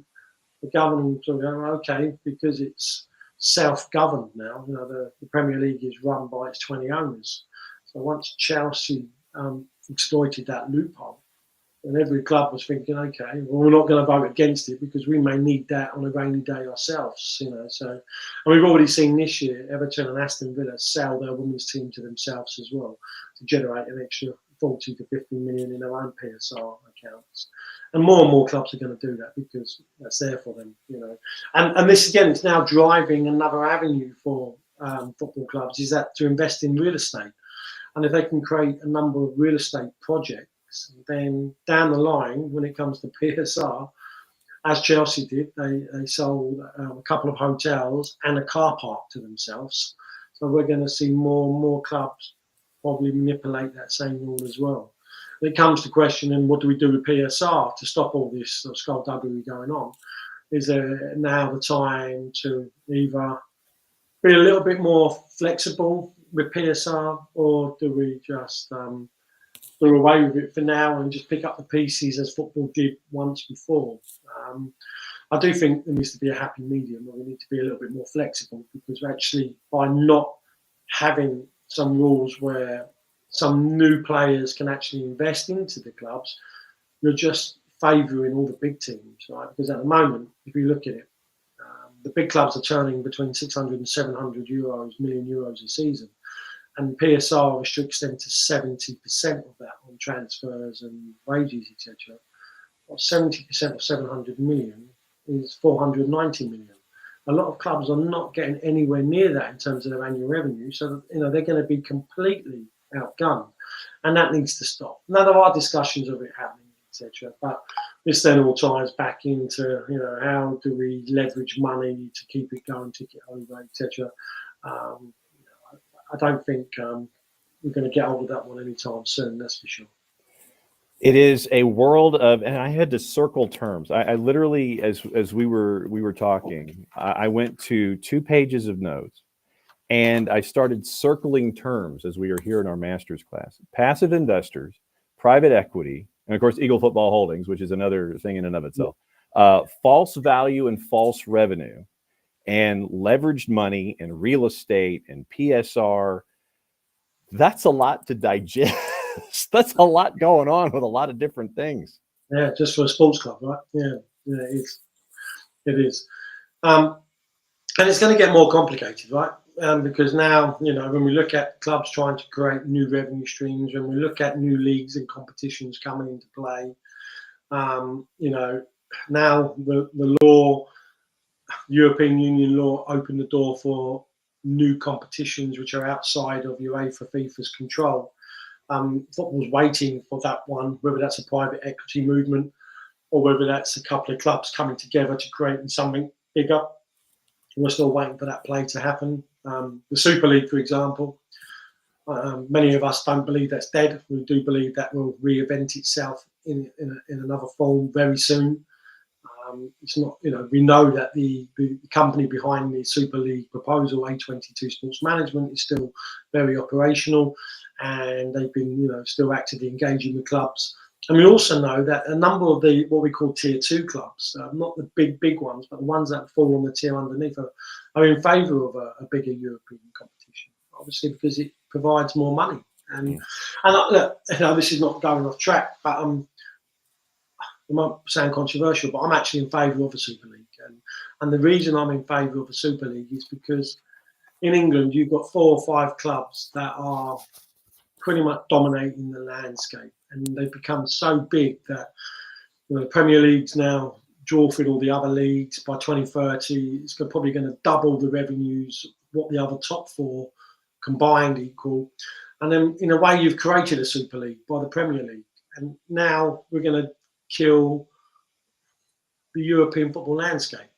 And it's the European football landscape that's made football so attractive in the first place. So I think we all have a responsibility to make sure that there's an equal place for all the leagues in Europe, So whether a Super League, yes, that provides a top tier product, but we also know that in football, League 2, League 3, League 4, in certain countries can be proactive, And we look at what's happening in America. You've got the MLS, that's great, but you've also got the USL, which is thriving.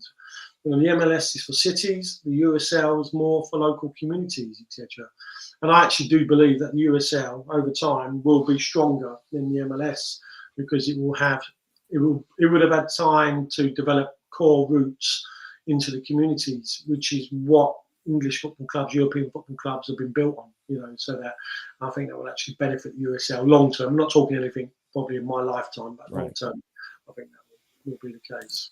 Well, as always, my friend, thank you for the first class in the education of everything going on involving MCOs and all of the economics and holdcos and bidcos and bluecos and all this kind of stuff that we have seen. This is just the beginning of a great conversation as we keep an eye on things and keep an eye on the sport. Thanks for hanging out for class number 1 in all of this, and we'll definitely be following up. And I got to get my class schedule and my syllabus all figured out so we can make sure we know when we're going to catch up again. Thanks again for all of your help, and we will catch up with you soon. Yeah, cheers. Thank you.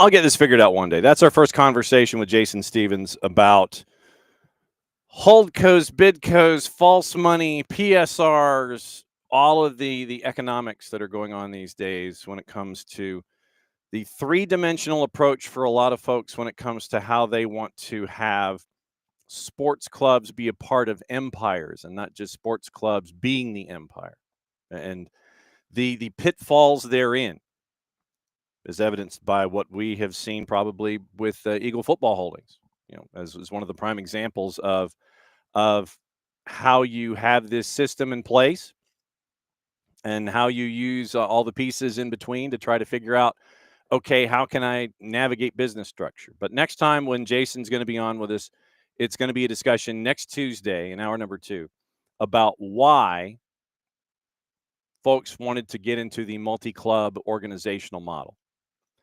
And once again, how prevalent it is and all that kind of stuff. So that's next week, and that'll be on in hour number 2. But if you guys have any questions that we can pass along, because obviously with time difference in real world and everything like that, we have to tape it Monday afternoons our time, which is Monday night Jason's time. If you guys have any questions about the topic, then let me know. Go ahead and fire them off. Either shoot me a note, put it in here in the Twitch pitch, Discord. If I remember how to log into the Discord. But if you guys have any questions about this kind of process, then let me know, and we can have that as a part of the conversation that we have with Jason when we have these lessons that are working, so we all can be have a deeper understanding when all of these terms in the glossary come across the page. We have a better understanding. It's like, oh, okay, I know what that means. And so, like I said, I at the end, you heard me say that I had burned through like 2 separate pieces of paper with his notes and all these things that were circled and everything. I hope I can read it. But yeah, when I was taking notes, it was 2 pages of notes and a lot of things that were circled as we go forward. But yeah, that was our first conversation with Jason Stevens over in England about multi-club ownership and what to kind of keep an eye out for and who has been using it, what they've been using it for, all the things. So there's that's lesson number 1 when it comes to MCOs. And great thanks to Jason Stevens for taking the time in the middle of his evening. I think he had finished dinner and was catching up with us there. So as always, once again, thanks to all of our guests that come in to spread their knowledge when it comes to everything going on in and around this planet, so we can all be better watchers and have better understanding about what's going on. All right. Last 35, 40 minutes or so, we got to go over what happened last time in Major League Soccer. League's Cup is tomorrow. So we'll remind folks about the juice boxes in that matchup, what to watch, where to watch it, how to watch it, all the things.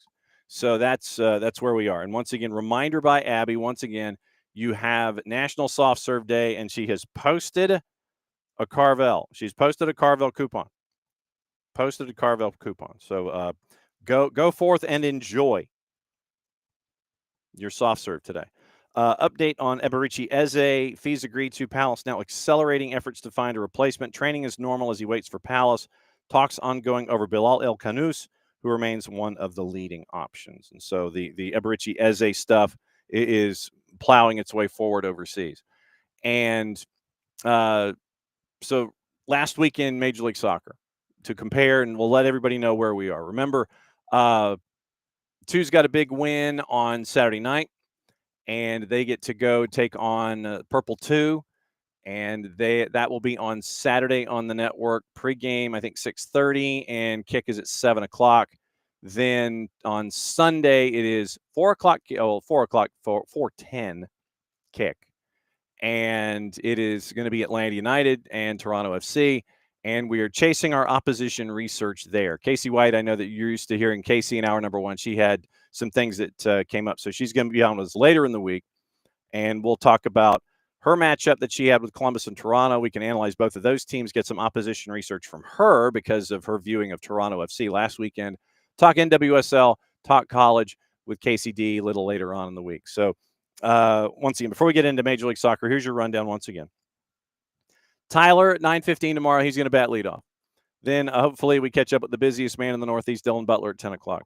Thursday, once again, Nino and Nico, your power hour at 10 and 10:30. We'll find out what's going on in the world, around the world, with Nino Torres from Gold TV. And we'll start things off with the Pacific perspective, looking back at everything that happened in Leagues Cup on Thursday, and then get you ready for the weekend with Nico Moreno, our buddy from Pulso Sports, and from Sounder at Heart. That's going to be the last half hour of the show on Thursday. And then Friday, once again, see if we can catch up with our friends from Beyond Goals Mentoring and our friends from Major League Soccer at 10 o'clock and get you ready for the weekend. We'll go through all the previews, the juice boxes, and everything to get you ready for yet another week here in Major League Soccer. I'm going to be on the road Thursday, Friday, so I will be in hotel rooms. I will be in hotel rooms on Thursday and Friday doing the show. Valdosta in a hotel room on Thursday, Milledgeville in a hotel room on Friday. And so it will not have the same look as this. Same thing next week. I'll be in Middle Georgia Thursday and Friday in a hotel room, and we'll see where you are there. But this is the time of year where high school football collides with soccer, and so I literally, I'm going to show this to you. This is the calendar for the month. Where am I here? So yeah, I got to do it this way. So that's the calendar for the month. And you see what is there, what isn't there, what's been crossed off, what is there, and what is not. So that's the calendar for the month of, that is the calendar for the rest of the month of August before we get into September and football. So there you go. All right, last weekend in Major League Soccer. And it was kind of what we thought it was going to be in a couple of different points. And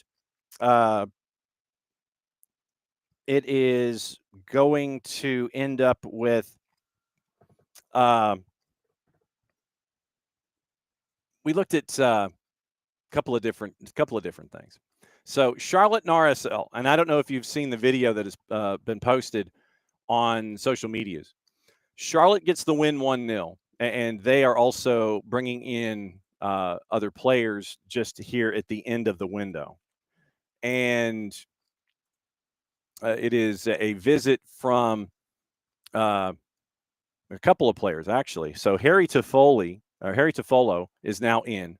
So Harry Toffolo is now in, and now it is officially official that Drake Callender has been picked up by Charlotte from Messi and Friends. So Drake Callender is now officially official. And it looks like that it might be, it may end up being Calendar. Got to spell it right. It looks like it might be $750,000 in Garber bucks for Drake Callender to shift over. Official word at $750 in GAM for Drake Callender from Messi and Friends. $400,000 25, $350,000 and 26. Messi and Friends could also get an additional $75,000 in conditional GAM, retain a sell-on percentage in the event of a future permanent trade or transfer of the keeper. And so Messi and Friends come up with 2 paragraphs and a final sentence about Inter Miami would like to thank Callender for his contributions throughout his tenure at the club and wishes him well in the future. So officially official as of the show turning on this morning. Up to 750 in GAM, 400 this year, 350 next year, another 75 in conditional, and retain a sell-on fee. So that is officially official now with Drake Callender moving over to Charlotte. Then Zoran Cornetta, the GM up in Charlotte, joins our squad with 3+ years of MLS experience, entering a great stage for goalkeeper development. MLS experience and recent national team call-ups make him a key piece to help strengthen our goalkeeping core as we continue to build the strongest squad possible for the run-in, but also an eye towards the future. Okay.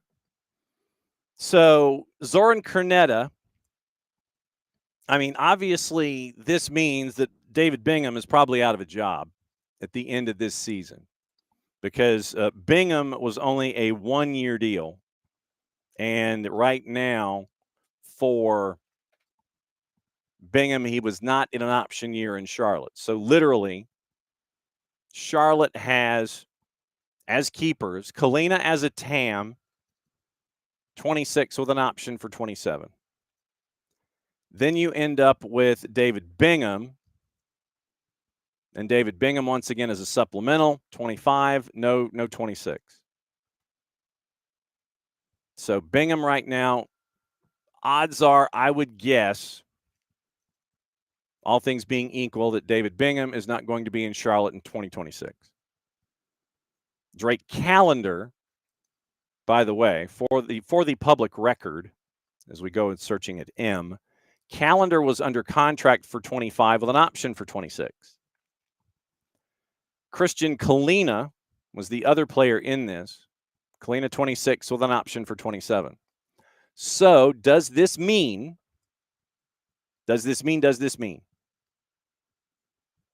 that they will try and move Kalina in the last year of his contract or before, if there are any suitors in Europe and beyond, and have Drake Callender be your eventual number one?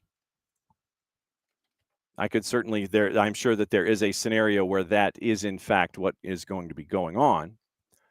But right now, also, Christian Kalina makes $788,750.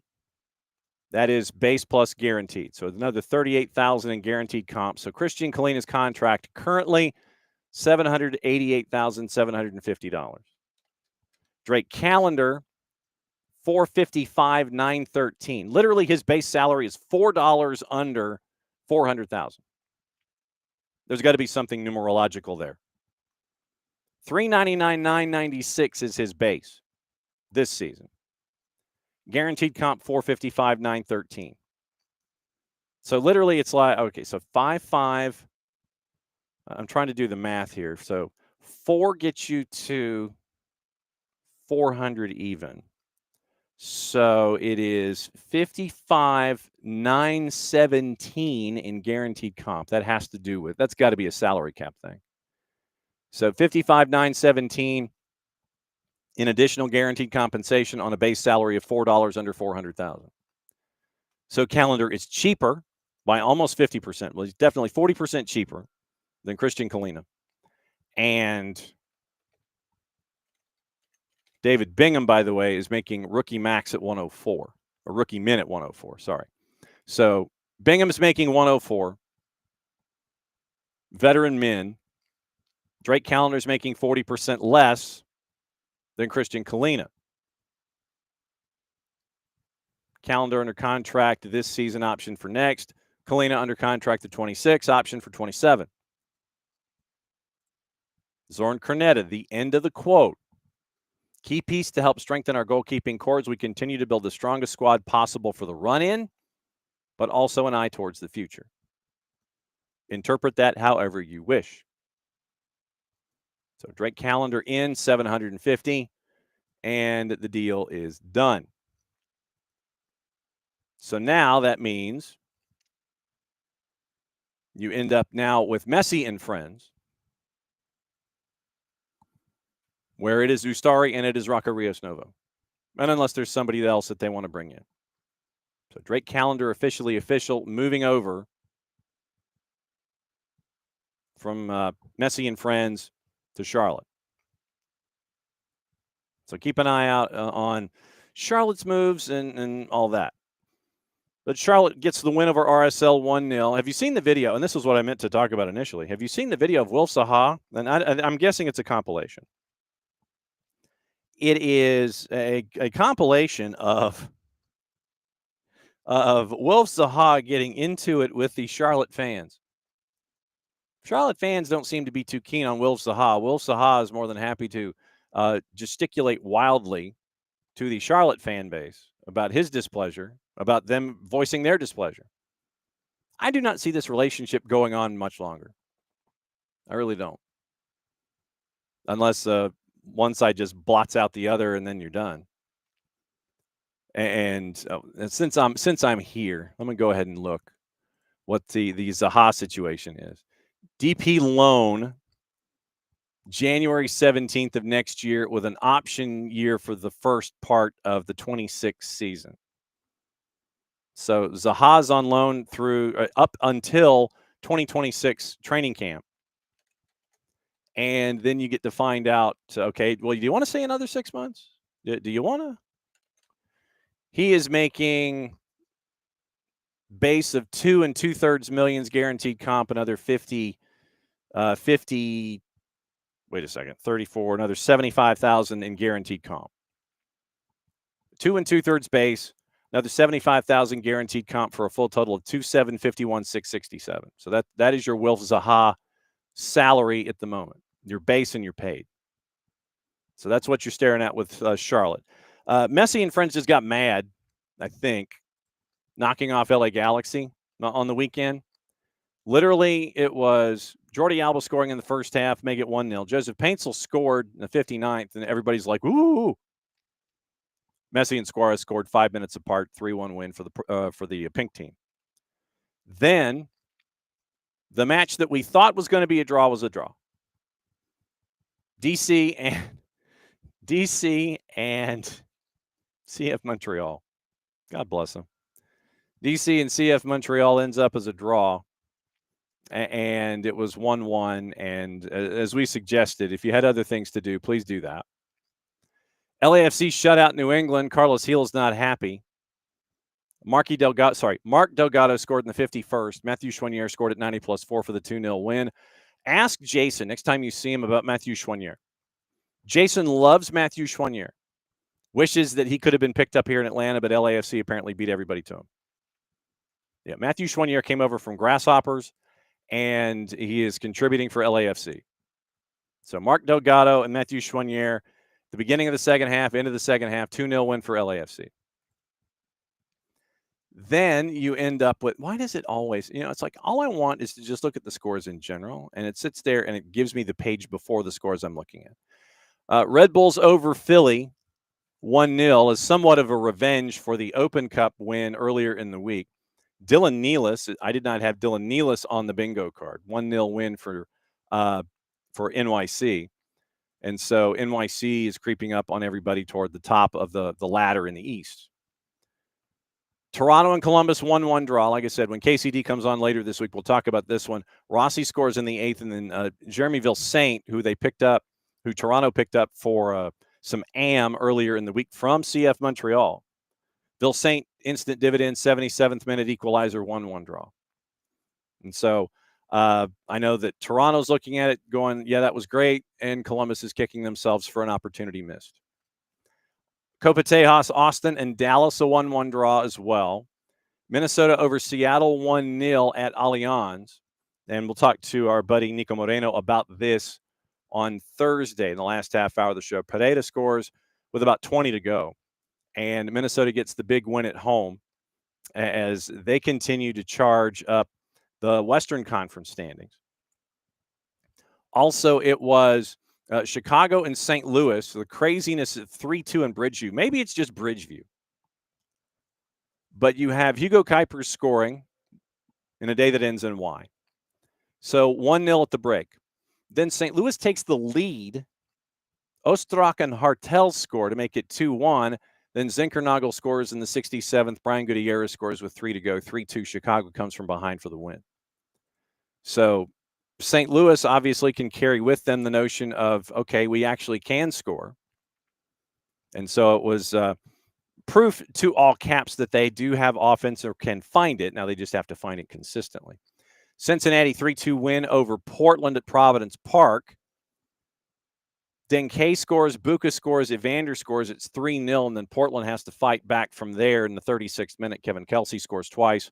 Once, 2 minutes after the Evander goal to make it 3-1, and then he scores with a PK with about 20 to go. But 3-2, it's too big of a mountain to climb for Portland by the end of it all, and it ends up as a 3-2 win for Cincinnati on the road at Portland. Big road win for Cincinnati. Then Purple Team over Kansas City in a rain-delayed start. Hey, rain delay, Central Florida, August, who knew? And so Orlando 3-1 winners over Kansas City. in Central Florida. And so the purple team, once again, Tyrese Spicer instant dividends after getting picked up from Toronto. Enrique and Rodriguez scoring in the second half after Dejan Joveljic evened it up in the 25th. So it goes from 1-1 to 3-1 second half. And that's how that one ended. So the purple team, after a long rain delay, gets the win. And you get to find out where Orlando is in the standings. NYC over Nashville at Yankee Stadium on Sunday. It was the first game of 3. And Jacob Schaffelberg actually gave Nashville the lead in the 10th minute. Perea scores to tie it at the break. Martinez scores with about 15 to go. NYC comes from behind and gets the win 2-1. And Nashville is left seeking and searching. San Diego right now, they are in charge of getting the pie plate as a first-year club. Joseph scored in the 72nd to make it 1-0 San Diego, and then the 1-0 San Jose. Oops. Then it was San Diego scoring twice in 3 minutes. Ingevartsen and Dreyer, 81st and the 84th. The question will be, how many people will give Dreyer votes in the MVP voting, and how many will go straight over to Messi and friends because it's just Messi? Dreyer, short of the red card that he drew and had a couple of days off, he's been a part of the MVP discussion for a first-year club that right now holds the pie plate. Supporters Shield is theirs right now. Then the last match, Vancouver and Houston. Thomas Mueller came in, gave you 30 minutes, and it was Brian White with a PK to get the lead. Artur scores at 90+1, and then you end up with Reigns getting a red card at 90+7, so that will not help matters this upcoming week. But Thomas Mueller comes in, gives you 30, and I still think that lineup, when you bring him in, that lineup up top, when it is fully healthy, when you bring in White, when you bring in Gauld, when you bring in Gauld, you have your forward line of Nelson, White, Gauld, and Emmanuel Sabi coming in off the bench. 3-3-4 for Jesper Sorensen. You would have Mueller and Berhalter as a part of your midfield, whether it's with Kubas or Badwal. And then your back four, Ocampo, Albuni, Blackman, and Mateus Laborda with Takaoka in net. When healthy, Vancouver is a team to pay attention to, and that front six will be chasing after things. Nelson, White, Gauld / Sabi, Berhalter, Mueller / Kubas and Badwal. Vancouver could be causing a lot of problems when they're healthy in the postseason. But they end up getting the result is the last match of the weekend. They get the point with Houston. Once again, 1-1. Houston ends up getting a red card at 90+7, and so they'll be one player short going into the weekend. Standings in the East and the West. Standings in the East and the West. Eastern Conference, it is the log jam that we figured. Cincinnati at 52. Everybody, unless I say, is at 27 matches. Cincinnati 52, Philadelphia 51. Nashville and Orlando at 47. And Nashville has one more win. Orlando has the superior goal difference. That's your top four right now. 3 matches in hand. Messi and friends at 45 points. They win out. They're the number 1 seed. 24 matches played. They've got some making up to do. Columbus, match in hand, 45 points. That could get them to 3rd. Charlotte at 44. That's 1 through 7. Then you end up with NYC at 41, Chicago at 39. Same number of wins as Red Bulls, but they have a goal difference of 1. Chicago's at +6, Red Bulls are at +5. New England right now is in that gap group, so 39 points, and everybody else that's chasing after positions.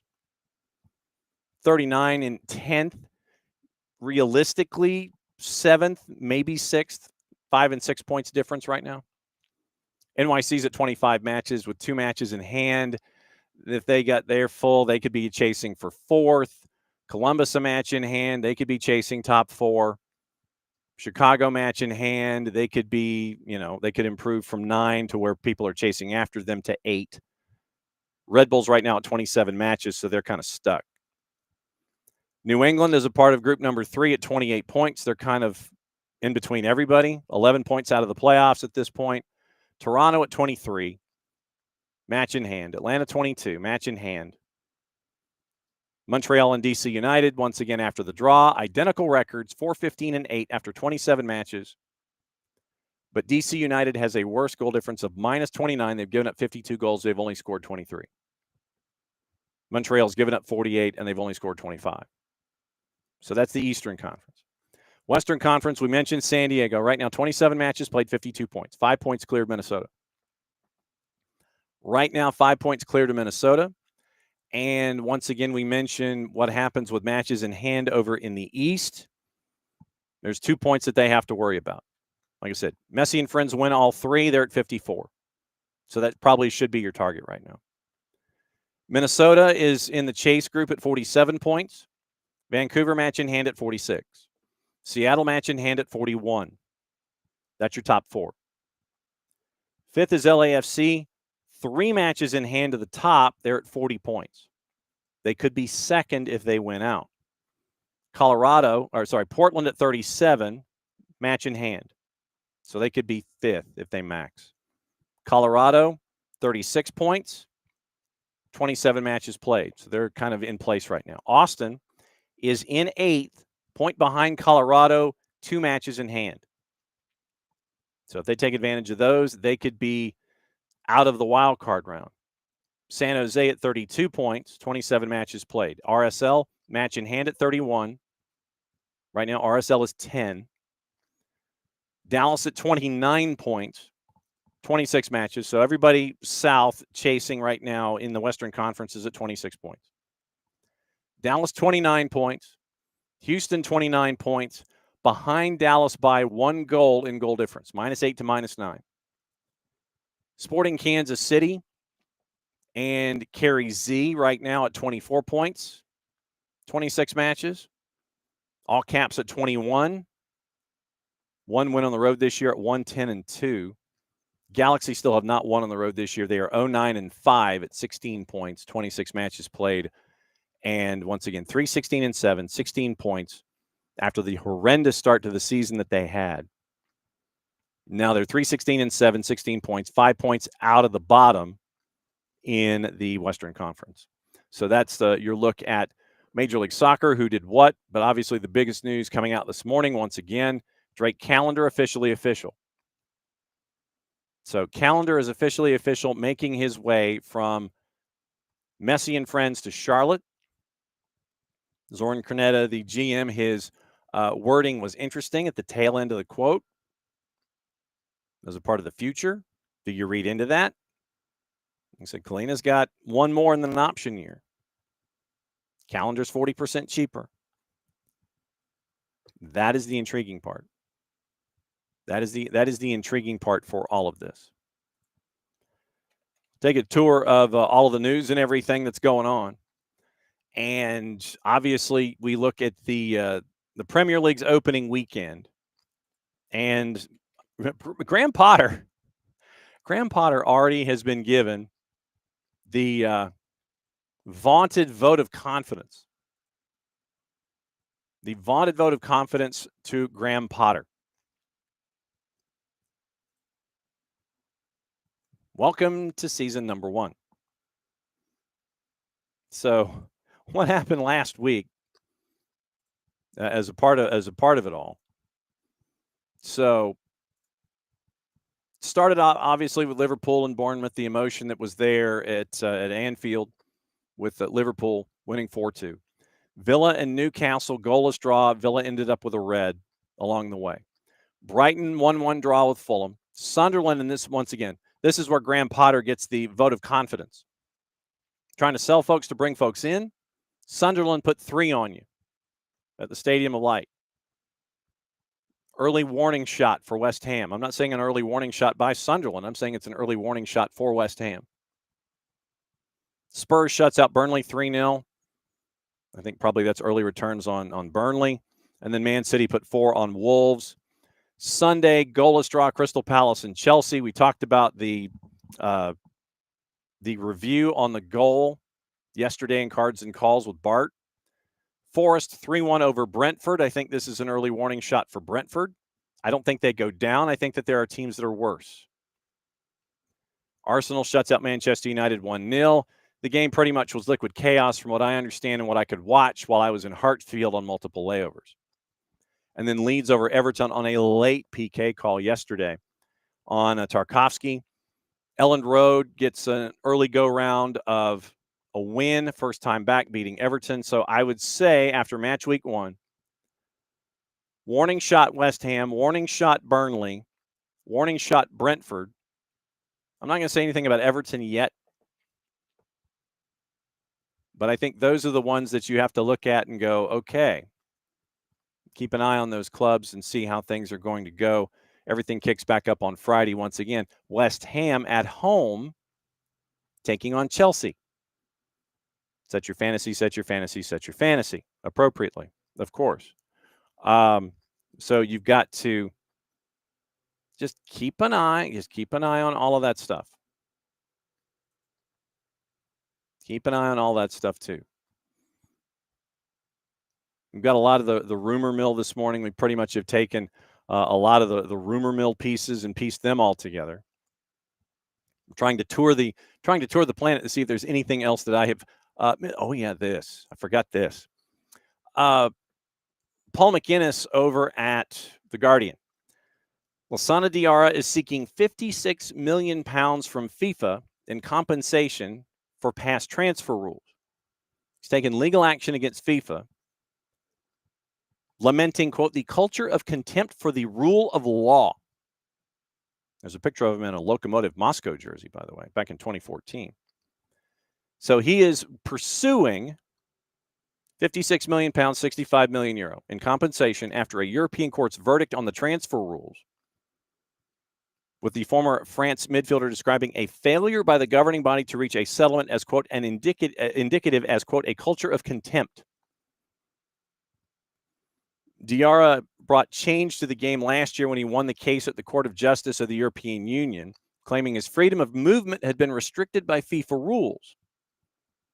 European Court of Justice is a part of the CJEU.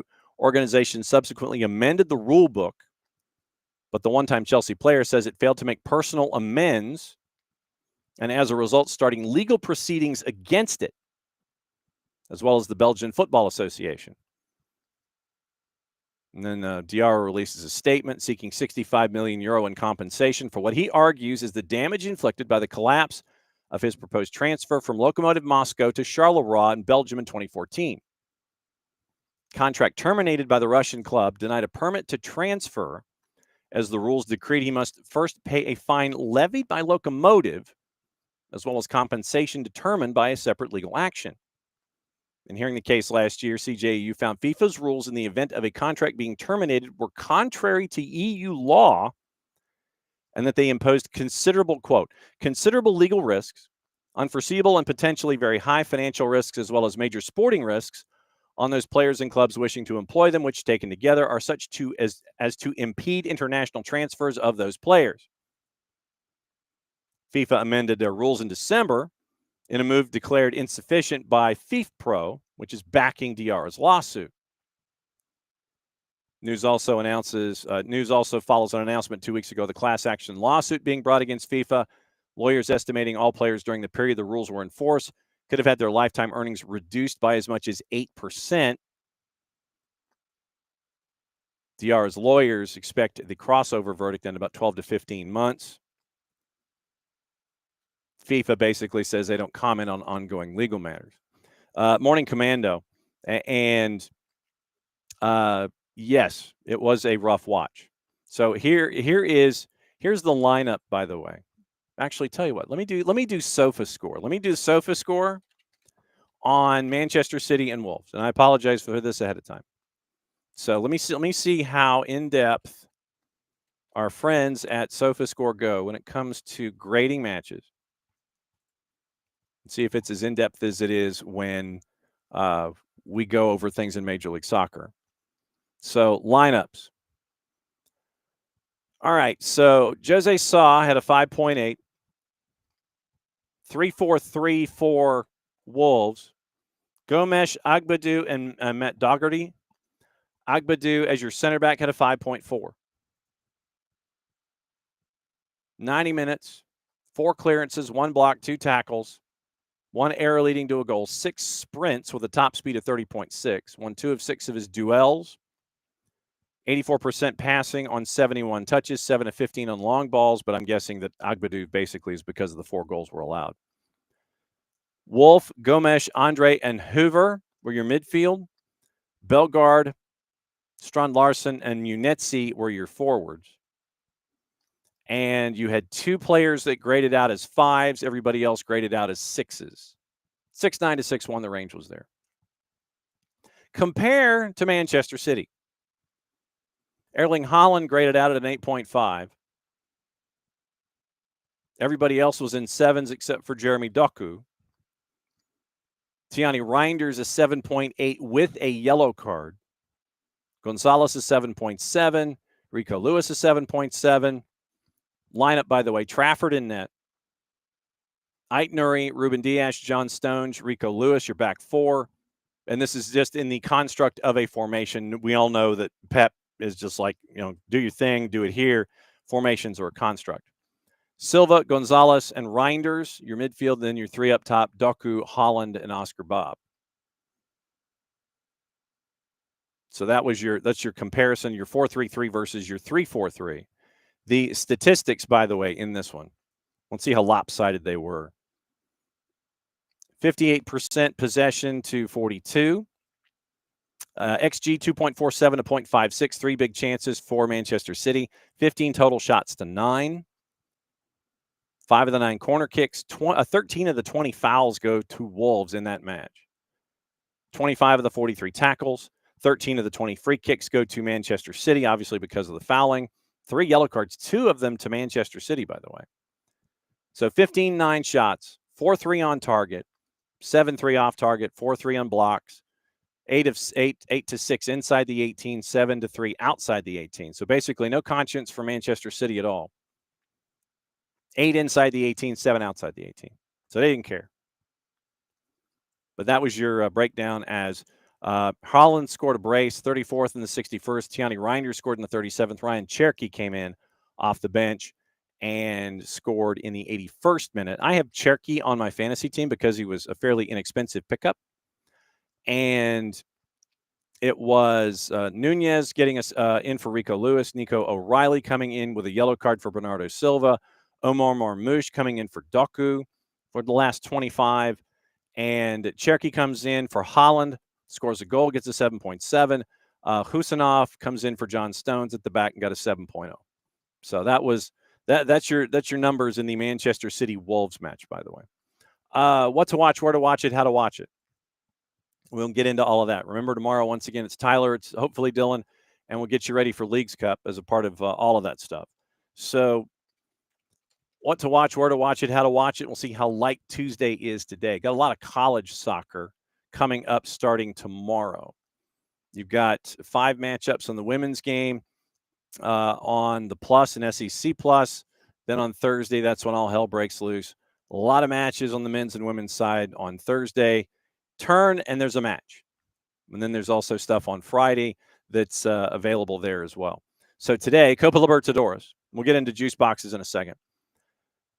On BN en Espanol simulcasting, you can pick up BN at Fanatiz, ftz.co/soccer down here.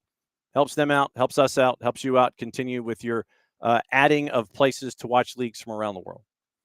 It is BN, all the BNs. So you've got AFCON, Poland, Turkey, France, all the places. Tigo Sports, Canal 4. What's the other one that I'm missing? CATV, Liga 1 Max Pro. It is Teise for the fans, Nuestra Tele. Then it ends up TVV has been added recently as well. So there's a lot of things that you can follow on Fanatiz at ftz.co/soccer down here. Villa Sarsfield Fortaleza is at 6. Sao Paulo and Atletico Nacional is at 8:30. ESPN Deportes is La Liga at 3. UEFA Champions League qualifiers at 3. Rangers and Club Brugge. La Liga on the plus at 3 o'clock. Fox Soccer Plus, Caribbean Cup, Mount Pleasant and Robin Hood at 8. Central American Cup at 10. Aguila and our friends from Olympia. Champions League also going on 3 o'clock on Paramount Plus with Ferencvaros and our friends from Karabag. League One today. Plough Lane has AFC Wimbledon and Cardiff, Luton Town and Wigan from Kenilworth Road. That one is also at 2:45. CONCACAF Women's Champions Cup, 8 o'clock. Alianza and Washington Spirit. ESPN Deportes simulcasting the Champions Cup. Pachuca and Chorrillo is at 10, and ESPN Plus has it there as well. That's your Tuesday. So we know what Wednesday's going to be. Wednesday is going to be laying everything down. And Tafster, first off, welcome. I don't think this is the first time that you've been with us. Sonny is a game changer he's a charger and a changer for Los Angeles. That is true. And you can't get jerseys, and apparently the only ones you could get were XXX. You can't get those now. Marketing, not a problem. I want to see how he continues to integrate, and if Steve Cherundolo holds him back any, getting into the tail end of the season and getting ready for the playoff run, for the anticipated playoff run for LAFC. So that is what I'm staring at. But Tafster, you're not wrong. He's a charger and a game changer. And, yeah, Commando, that was why we wanted to go over the stats with the tough loss a tough watch with Wolves in Manchester City. Back at it again, 9:05 Eastern time tomorrow. Tyler Pilgrim, Scarves and Spikes at 9:15. Hopefully catch up with Dylan at 10. And then we preview Leagues Cup, get you in with all the things and all the numbers and all that. Hang on, I was supposed to give you juice boxes on Libertadores before we got out of here. Hang on. I'm sorry.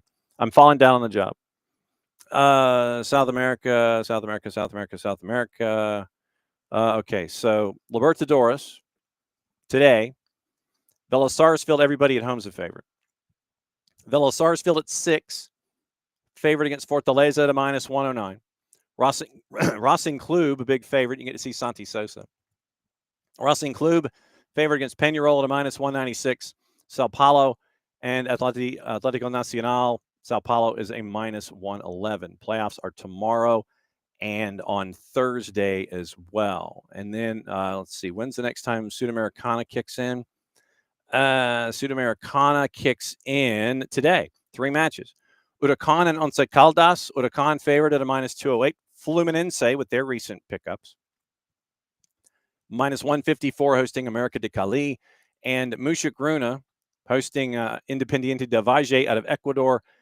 IDV favored on the road at a -114. So we've got action tomorrow and the day after. So Wednesday, Thursday, you've got Libertadores and Sudamericana. It's an extra if you want to purchase it over at Fanatis, but it does exist as programming over on Fanatis.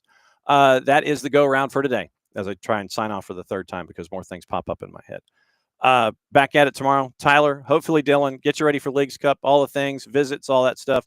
KCD is going to be with us later in the week, efforting opposition research from our friends at Footy Prime to find out about Toronto and all of that, getting you ready for Atlanta and Toronto coming up later on.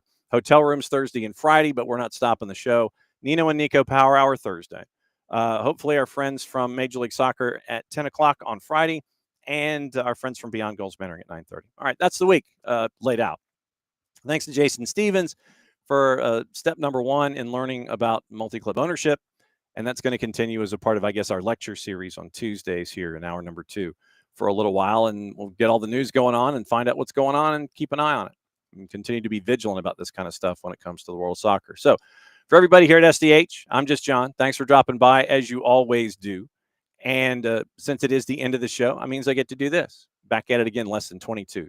Play it safe, everybody. Mucho platiel. See you again tomorrow.